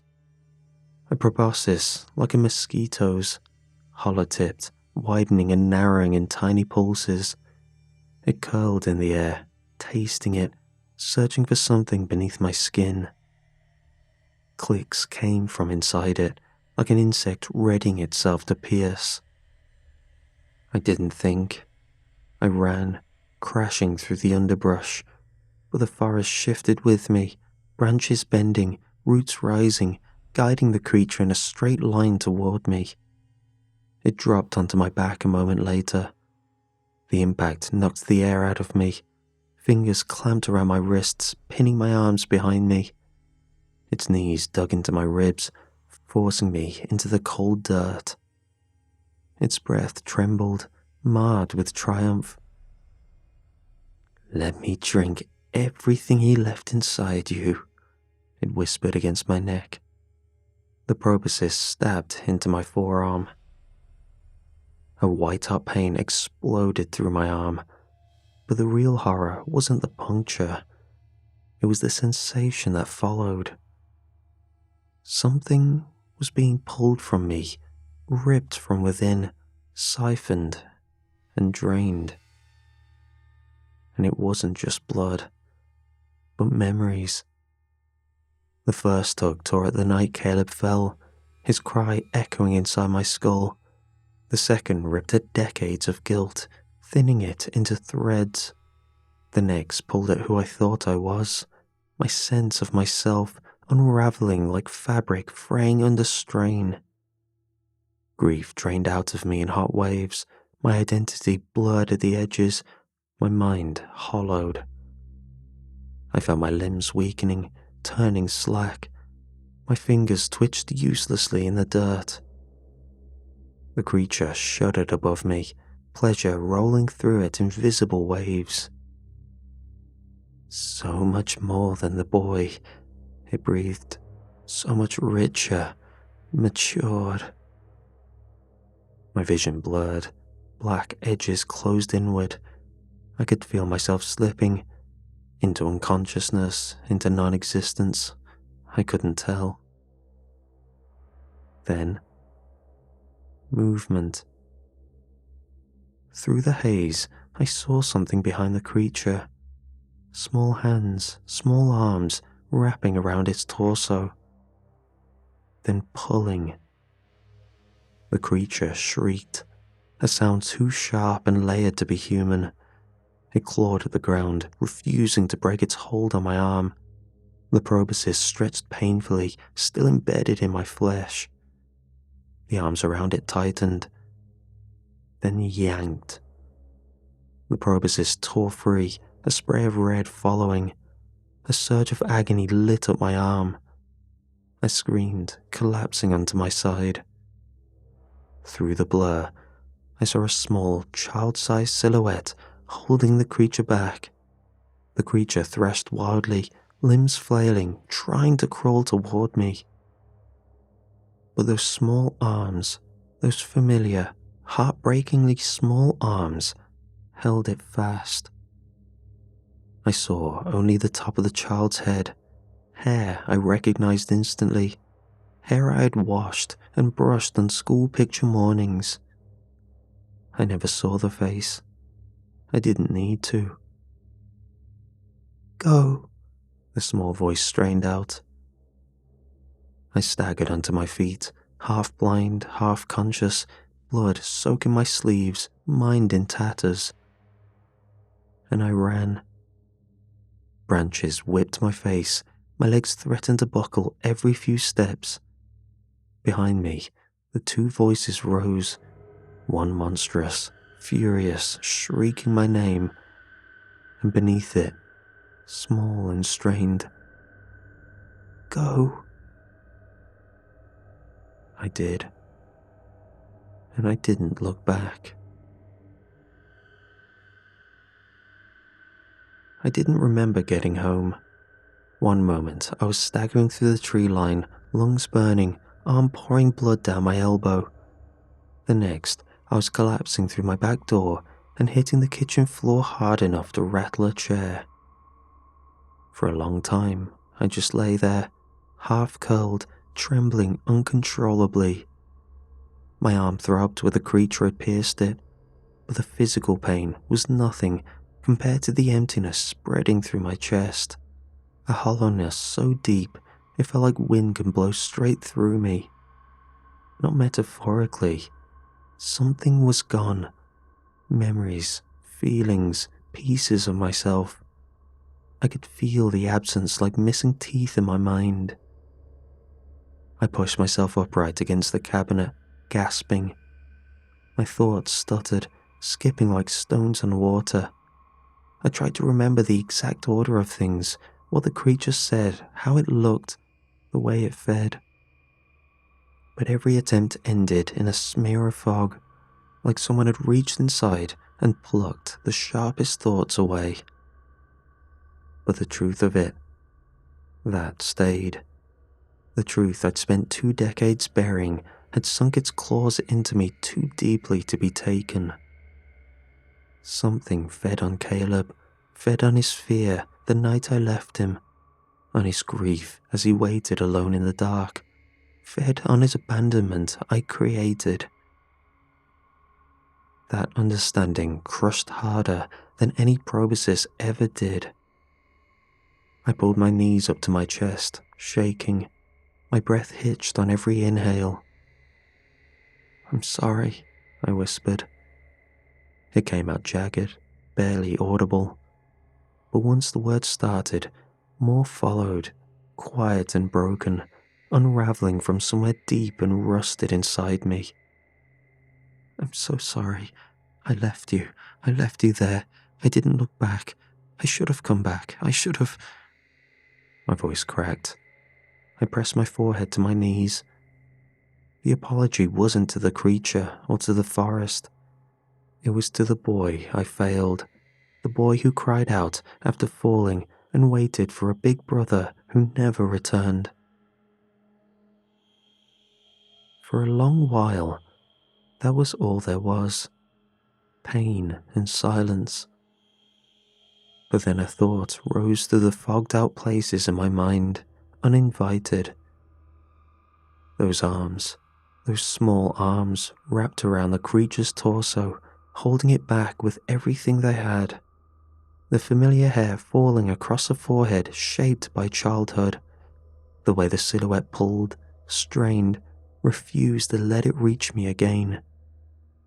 If that was Caleb, or even just some fragment of him, some last echo the creature hadn't devoured, then he did something I never did. He came back, fought for me. He saved me. The realization hit like a fresh wound opening, equal parts unbearable and blinding. My guilt didn't evaporate. It sharpened, grew clearer, but beneath it, something else bloomed in a way I wasn't ready for. A possibility, a terrible, fragile possibility. Did Caleb forgive me, even after everything? I didn't know.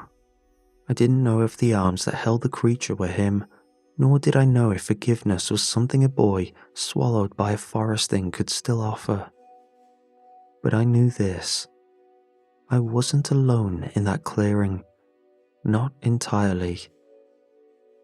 I sat on the kitchen floor until my breathing steadied, listened to the hum of the fridge and the blood dripping from my arm onto the tiles. The silence in the house felt different now. Less like a trap, more like a question waiting to be answered. Dusk shifted through the windows and I closed my eyes. That was when I heard it. Faint and distant, coming from the forest far beyond my backyard. A gentle tapping, soft and hesitant, yet familiar. The same rhythm Caleb used when he was scared and wanted his big brother to come back. My breath caught. The tapping continued. Just once, twice, 3 times, before fading into the night. And I didn't know if it meant forgiveness or goodbye.